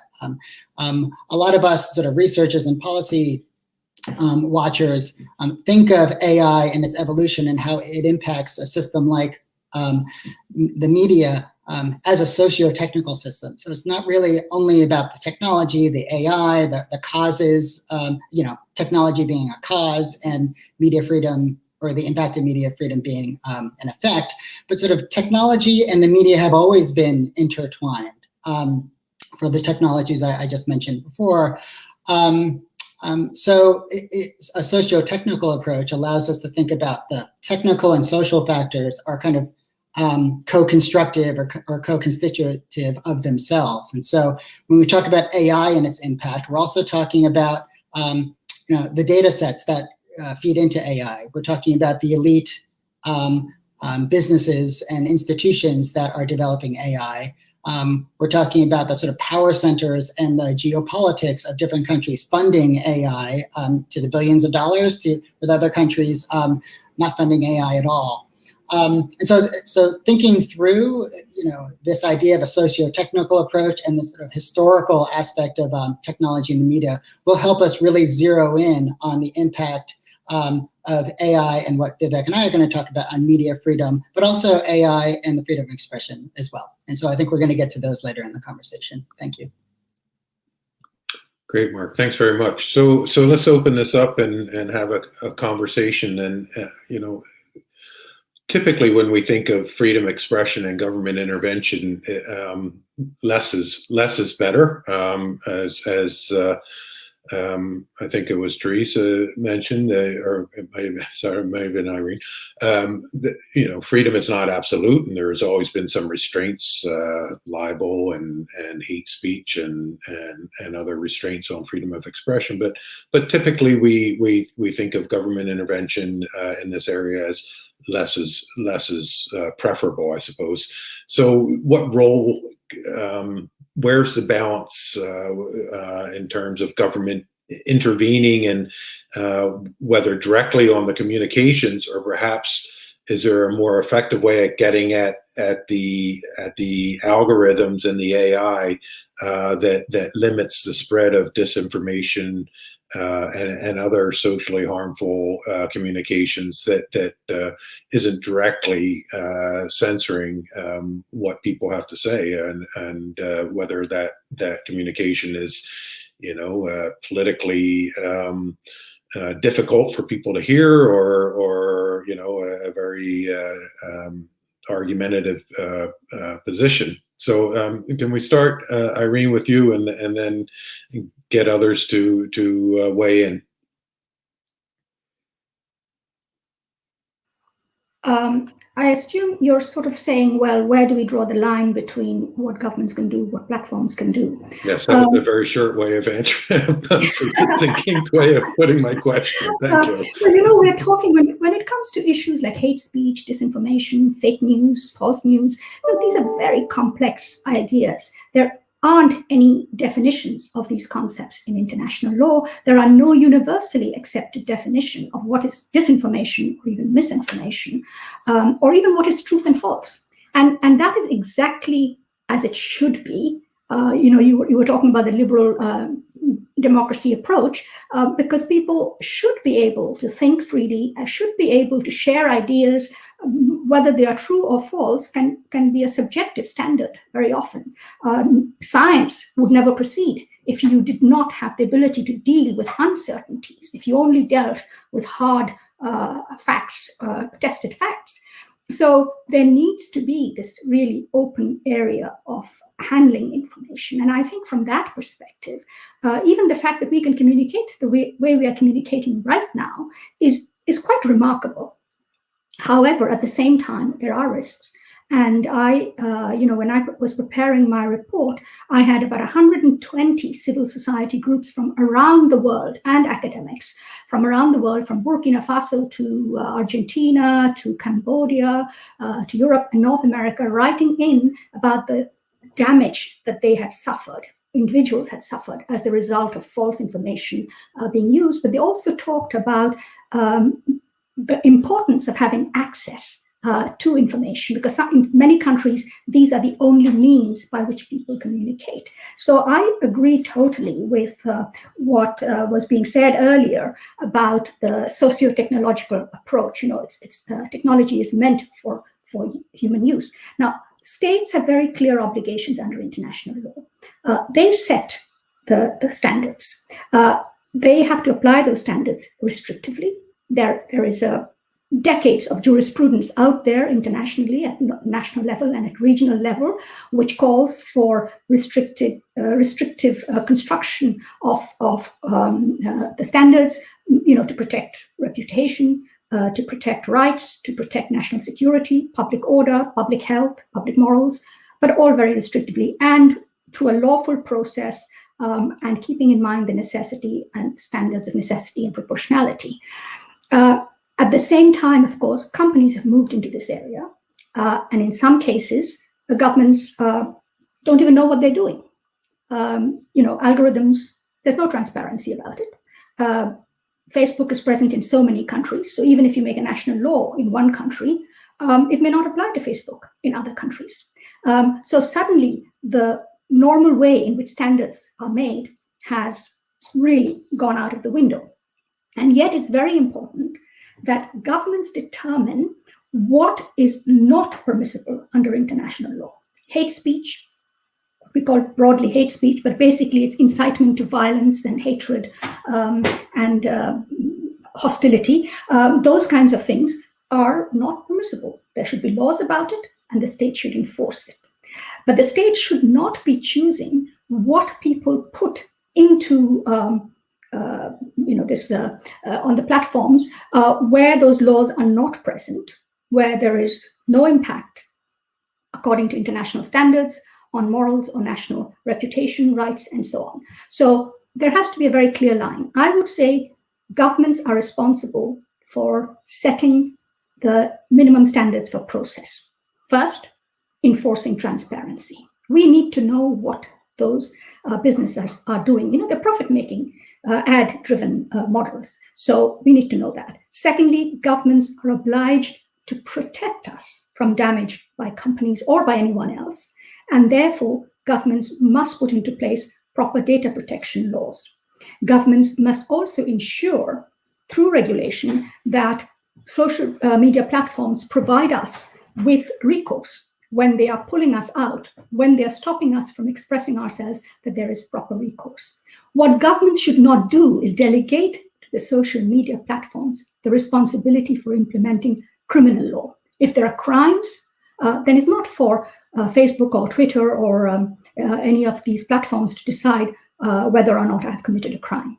That's the responsibility of the state, which means there needs to be a court order or something of that type, quasi-judicial court order that takes me off the platform. So there is a clear division. Now, what should companies do? Companies don't have the same human rights obligations as states. Companies are obliged by UN standards to respect human rights. That means their own business practices should not lead to human rights violations. And companies should ensure that they do due diligence when they produce products, that they do a human rights assessment to see what impact it's likely to have on human rights. So when you are creating algorithms or other tools, then you need to check how is that going to affect women, minorities, others. Is there a risk that it can be misused and abused to exclude people from certain privileges, rights, services? So they need to do that, and they need to check the impact as the product is developed.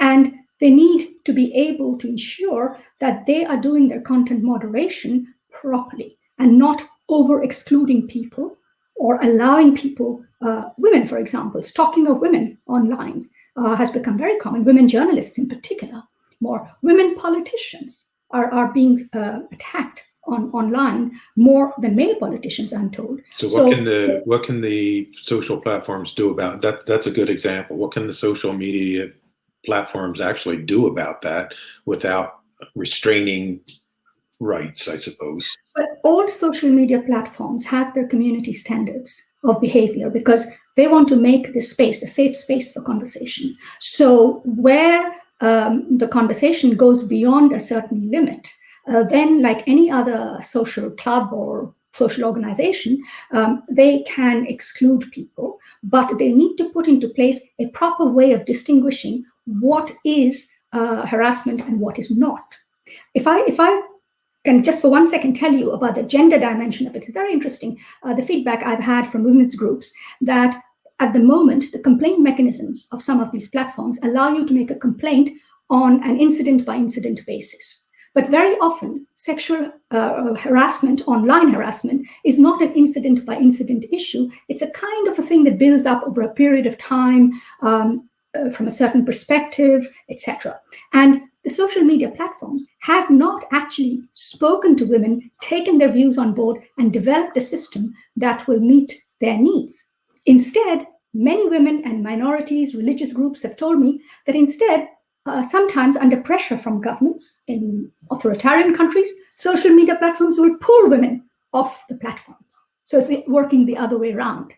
Now, if they were actually building their community standards with knowledge, awareness, and respect of human rights, they would be doing it differently. Good. Teresa, a lot to chew on there, but what are your thoughts on the social media platforms having responsibility and particularly in how they run their algorithms and their AI to protect the human rights of the people who are their customers, essentially? This question, which is very interesting, of course. We need to be very that first of all, the positive states have positive obligation in human rights. It's not the private companies. They are not. Of course they should. They should, of course, follow human rights, but it's not up to them to have positive obligations regarding human rights. At the same time, the state does not outsource their responsibilities. This is very important. But as Irene just mentioned before, we need this kind of multi-stakeholders, having, of course, the users, having the different, having the governments, having the private together in setting the rules is very important. But at the time, It's up to the states to the minimum rule. It's up to the states to ensure that our appeal mechanisms and there are that our democratic institutions keep their possibilities with the use of AI on the platforms. You know, about, for example, what we were talking about, for example, line women, which is unfortunately it happens all the time, and we need clearly to address the implement gap. We have quite a commitment regarding this type of incidents, but we need to address the implementation gap. We need really identify all the different stakeholders that should be involved in the process. Anyway, let me just tell you something about. You know, sometimes the platforms regarding the harassment, the women journalist harassment, and not only journalists. The problem is that when it happens, there is a kind of spike of engagement of the youth, and this temptation, of course, this kind of incidents in platforms. Just to give an example, how it can be missed the AI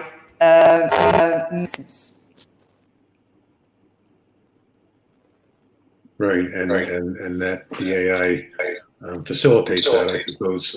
Mark, Vivek, do you want to jump in? Sure. This is Vivek. I'm going to see if my camera works. If not, I'll ask Marie to tell me to turn it off. Your sound sounds better. Just a couple of points to okay. Just a couple of points to add. I think the first is when it comes to platforms and expression, one of the things we need to recognize is that the only way to police expression, both for illegal content and content that violates community standards, is to use algorithmic tools, given the volume of what's posted to most major online platforms, right? And any system, whether algorithmic or human, is going to have certain kinds of error rates and produce certain kinds of distributions of errors. So I think one of the things that we need to do, and this goes to Mark's point about socio-legal or socio-technical systems, right, is that we have some legal definitions which are very complex to operationalize about what's hateful or not, right? These lines are difficult to operationalize. And then we're going to be doing those at scale, right? So the law gives us some clear ideas of what's illegal. But first of all, making those determinations against the volume of content that's posted is extremely hard. And we all know that, right? And there's going to be errors. So I do think that one of the things we need to have as a society is to actually have that informed conversation on which errors do we prefer. And I don't think that's something that we've done nearly enough. So we do that in criminal justice, for example, where we have a very heavy presumption that prosecutors must overcome before we convict people, because we value, as a society, we have sort of set this balance that says we'd rather have many people who are guilty go free than innocent be convicted, right? So some of these really hard concepts, I think we need to have conversations around them, right, to deal with that content moderation problem at scale. And I think the other hard question, right, is that the law mostly deals in binaries, right? This is legal, this is not. And we all know about the lawful but awful problem. But I think there needs to be more, we as a community need to think more about what are the appropriate things to do against lawful but awful content, right? So what's the appropriate scope of content, of platforms banning content versus all of the interesting non-binary policy measures that we see, from demonetization to reducing the distribution of certain kinds of content. All of that involves algorithmic systems policing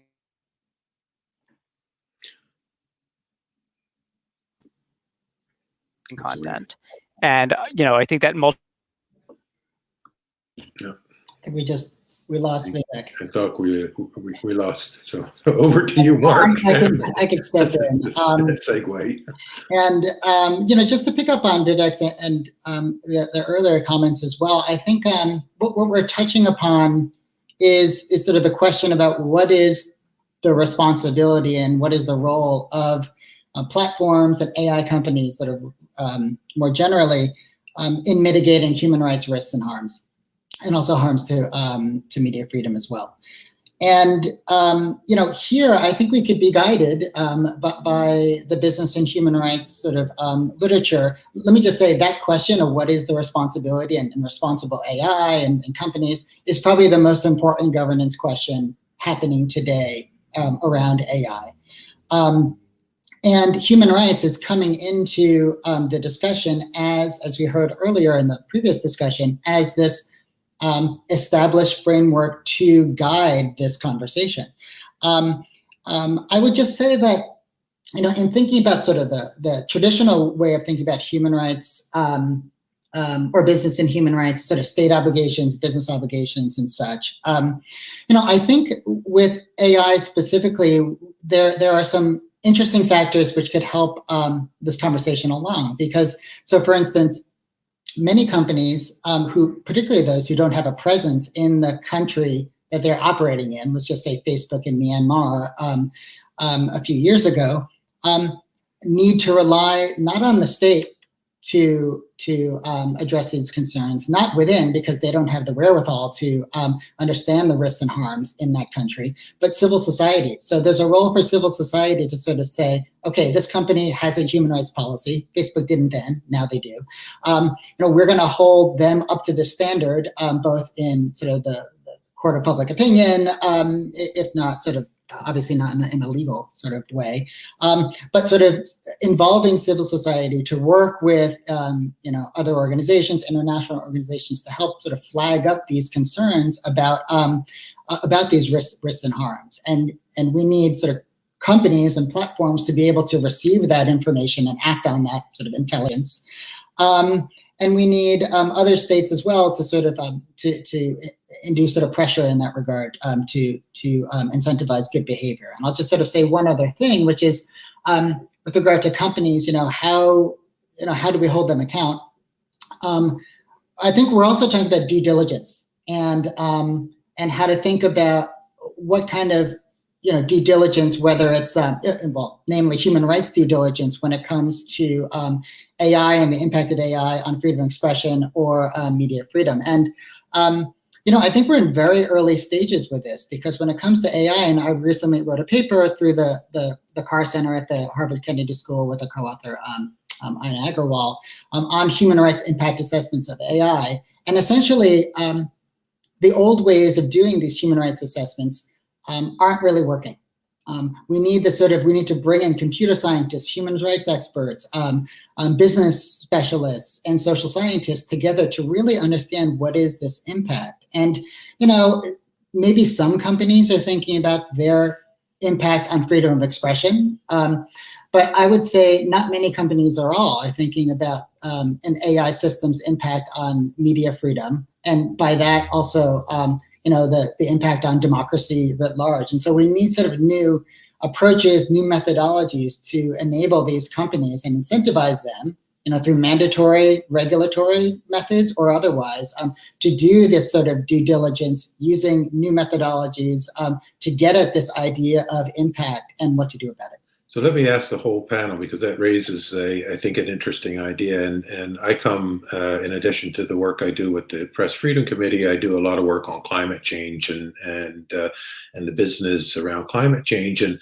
certainly in that area, ESG reporting and climate-related reporting, financial disclosures are a big issue now for the investment community and for the business community generally.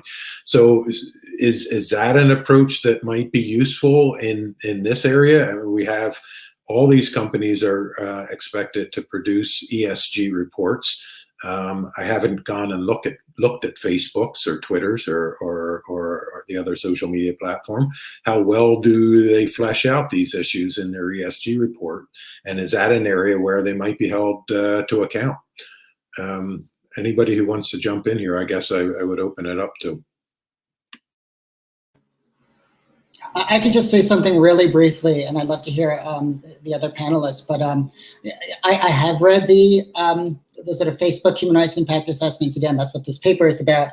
And I guess my worry is that these reports or these impact assessments, because either they're done ex post, after the fact of genocide in Myanmar, let's just say, and rarely done prior to or during the design phase and those types of things. Oftentimes the worry is that they become a PR exercise because, as was mentioned earlier, there is less of an incentive to make sure that these impact assessments are done the right way, including the right type of experts, and will have the lasting impact that they could have. So I think impact assessments are good as long as they're part of this ongoing due diligence and human rights due diligence framework.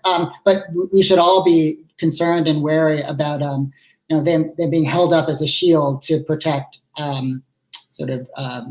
behavior. Absolutely, and there's greenwashing in the climate area in this regard too. Teresa or Irene, any thoughts in this regard? Yes, I would like to say something. I was involved with John Ruggie about 10, 12 years ago when the UN Guiding Principles on Business and Human Rights was developed. I was then head of Amnesty International, and neither of us thought at all of digital technology when those guidelines were set up. But now in my current role, I'm looking more closely at those guidelines in respect of digital technology, and I do believe that there are some fundamental principles that are still valid. And I agree totally about the due diligence and human rights impact assessment. Due diligence has to be done beforehand. When you think of the media, the social media platforms business model, it is to keep us attracted and spend more time on those platforms. And human nature being what it is, we know that provocative material will keep us attracted there. Fake news is more likely to attract us than boring real news. And those kinds of techniques are therefore inbuilt in the business model. And no one is talking about that. We're talking about content moderation further down the line. So I think, as one academic put it beautifully in her report, the social media platforms are really trying to clean up the mess downstream without looking at the problems upstream. And so one needs to go upstream. And this is where governments, regulators can force companies to undertake assessments, not to meddle in the content, but in fact set out what kind of transparency reports should be produced by these companies. None of them produce adequate transparency right now. None of them provide enough data, for example, for academics to research or for civil society to scrutinize what they're doing. So there is a lot of work that needs to be done there, because while we know that in other industries, companies can be culpable or collude with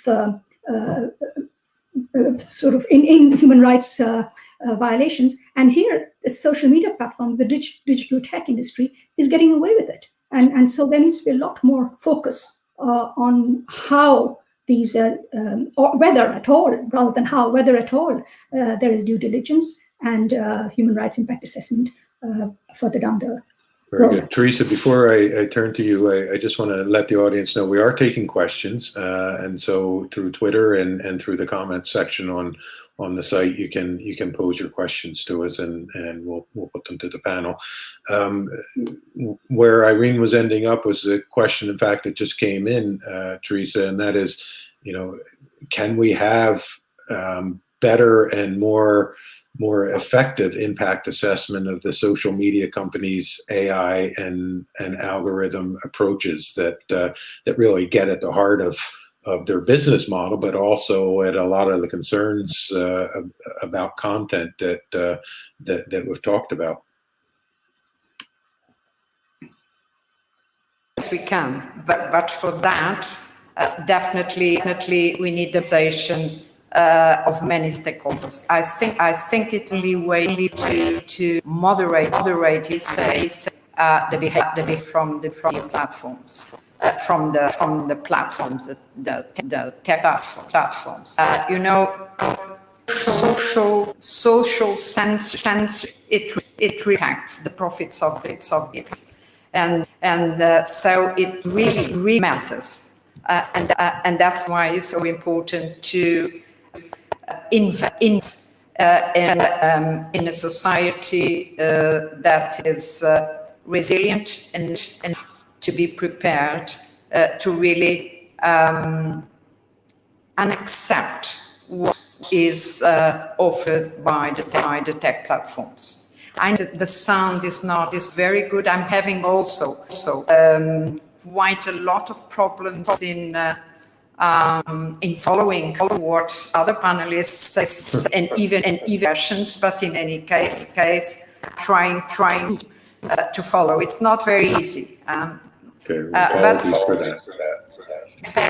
Back to the question. I thought we test in citizens the better control of human rights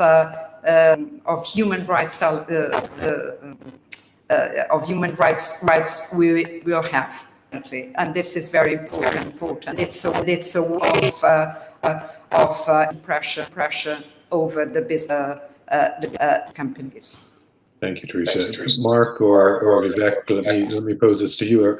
Have you seen, and Irene as well, have you seen best practices from countries around the world in terms of legislation or regulation to require better transparency around the impact of AI and algorithm, or is that something that you even think should be done, Mark? Or yeah, this is Vivek. I'm going to keep my camera off just for bandwidth. Hopefully this works better this time. Thanks, Vivek. So there are some moves by governments to sort of deal with the problems of algorithmic accountability and across different sectors. So just moving beyond social media to all of the different uses of algorithmic technology, many of which are hugely potentially problematic from a human rights perspective, such as in criminal justice. The European GDPR, I think, is perhaps the most advanced in this way, in that it mandates impact assessments, what are called data protection impact assessments. And we see some legislative activity in Canada. We have a directive that applies to our federal government's use of AI, and some, our privacy reform includes some pieces. But, my feeling is that we still haven't even begun to scratch the surface of understanding how to effectively police and regulate this family of technologies. And one of my favorite analogies is that, motor vehicles were invented in the 1890s, but it wasn't until the 1920s that traffic lights were invented, or stop signs. And the power of that analogy is that, technology like cars, which creates a lot of social disruption, we couldn't figure out how to regulate even the basics of that technology for 30 years, right? So I think the same is true when it comes to the disruptions caused by algorithmic technologies, right? It is such a transformative set of technologies that can be applied across basically every field that you can think of, that we haven't really managed to grapple with the problem. And, so Mark's paper, recently co-authored, I think is a fabulous introduction to some of the questions around impact assessment with algorithmic technologies. But one of the difficulties, and Irene talked about this, right? When the UN guiding principles were written 10 years ago, there wasn't much attention to the tech sector, not much attention paid to the tech sector. And the idea of human rights impact assessments evolved as kind of a set piece, right? And it evolved in the context of other kinds of industries like extractives, where if you're going to dig a mine, it's kind of easy to identify where the impacts are by drawing some concentric circles around the mine site.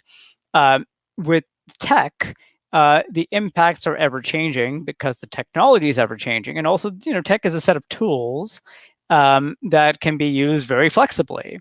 That's true of AI. It's true of social media. So, moving away from this idea of human rights impact assessment to more continuous processes of transparency, oversight, and due diligence is something we need to do, but something that I don't think laws really anywhere have managed to sufficiently grapple with yet.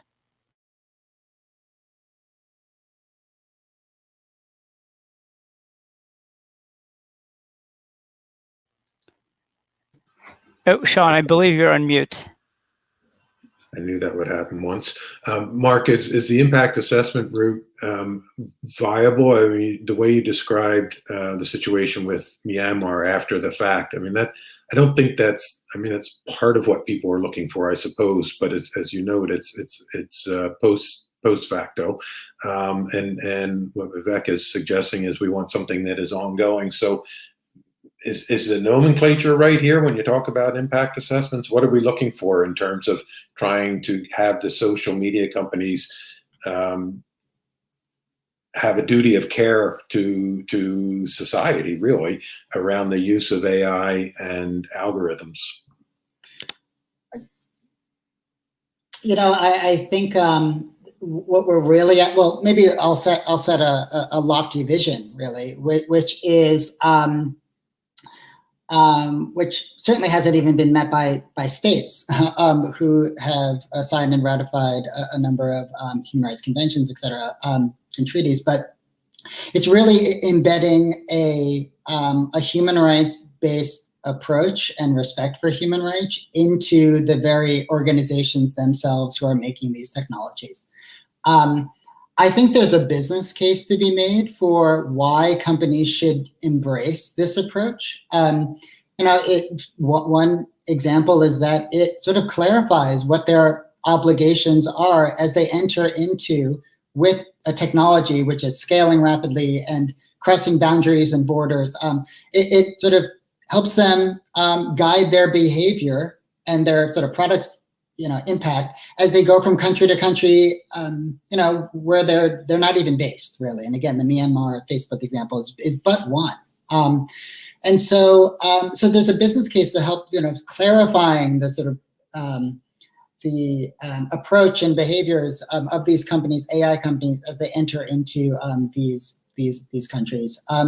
But also, engendering this, but then there's also the pressure from civil society that I mentioned, calling attention to when these companies and their products have real impacts. And, in the media freedom space, there are a number of different impacts, from deepfakes, and we heard before, deepfakes particularly affecting women journalists who are, deepfakes and fake videos are used to essentially, deprive them of their human rights, privacy, as political participation, movement, and shaming them for something which is actually not even real. And so having to sort of, again, as Vivek was saying, sort of police and govern these technologies, I think the impetus can come from the companies themselves. Civil society pressure, but also governments. And as Vivek says, there is a sort of move to think about what mandatory due diligence looks like. The Council of Europe is working on sort of a normative instrument with regard to human rights. I think human rights due diligence and impact assessments might be part of that. There's the soft law area with OECD and others sort of thinking about human rights and well-being, impact assessments, et cetera. So those are just a few ideas of sort of how we can incentivize the companies. But again, all the other sort of other stakeholders, and we heard a lot about multi-stakeholders. So multi-stakeholderism that needs to sort of be harnessed to get at the problem, understanding the problem and the solution. I'll stop there because I know I only have 6 minutes left. Good. So Irene, that this bringing in the stakeholders, and a question from the audience, how can civil society play its proper role? The resources of the companies and the resources of government often dwarf the resources of civil society, although, we have the UN, thankfully. But where the civil society is fractured, it's polarized. They're based in different countries. So how can we bring civil society to the table in a way that it needs to be to really grapple with these issues and be on some level of standing with the companies and with the governments? I think that's a very important question because, both governments and companies have vested interest here. Governments, 2/3 of the world's governments would love to regulate, over-regulate. In fact, they do over-regulate even now social media platforms because that's censorship that they were doing offline. Now they can do online. And of course, one interesting data that I came across in my research I want to put on the table is that if you look to see where do companies actually take innovative, responsive action, tends to be very much dominated by concerns in Western countries, particularly in the US. If you look at how they've handled elections and disinformation or misinformation during elections, it's very different from what they do in the European Union or in the US as compared to what they do in Uganda or Myanmar or other parts of the world.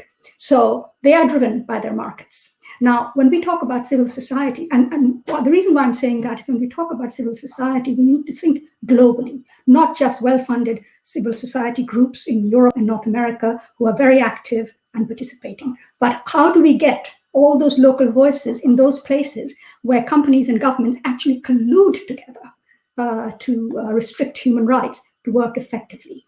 But eventually, I think the path, as Teresa mentioned right at the beginning, is through multi-stakeholder approaches, social media councils, where the key stakeholders will be present and where a lot of these types of issues can be handled and scrutiny can be undertaken. But that is dependent on transparency and on availability of properly protected data and modification of some of these guidelines to make them effective to a fast-moving sector. You would never allow the biogenetics sector to work in this way without control. And yet we are allowing the digital technology sector to run ahead of any kind of protection of human rights without recognizing the real offline violence and damage that they create. And recent events in the US and other places should wake us up to that. But it's not enough to just rely on civil society. Civil society, of course, needs to be empowered. I think individuals need to be empowered. And that's why one of the issues that is coming up a lot is about digital literacy as a school subject. For primary and high school kids, teaching them this new area or new subject that's going to have such a huge impact on their lives so that we as citizens are really empowered. So civil society, citizens, companies, as well as governments have to play a role, and the international organizations have to play a role in this new governance system. Right, and I think that digital information, digital literacy, information literacy is probably way behind, certainly in North America it is, and I imagine it is in most countries around the world trying to catch up as per the analogy of the automobile industry.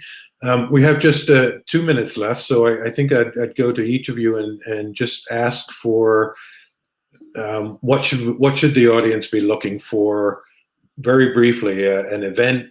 I mean, Irene, you mentioned your paper. What else should we be looking for from governments and civil society that is, or even the companies that are going to move this issue along the path? So start with Mark, I guess, and Vivek, and then Teresa, and last word to Irene. David, go ahead.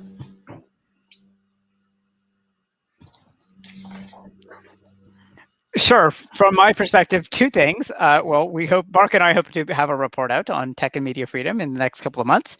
But I also think this is an area everything we've been discussing today, there's a lot of regulatory action in some parts of it with regard to combating online harms. There's a lot of proposals from many different governments that have either been introduced or pending. So I think that's an area for the audience to watch and seeing where those proposals go and ultimately influencing them to make sure that they strike the appropriate balance between protecting people and respecting free expression, media freedom. And I'll just add that there's a number of initiatives going on at UNESCO. I mentioned Council of Europe, OSCE, and so sort of watch the multi-stakeholder space. And I really appreciate that point that was made today about the need for multi-stakeholderism. Thanks. Good. Teresa, and then Irene, last word to you.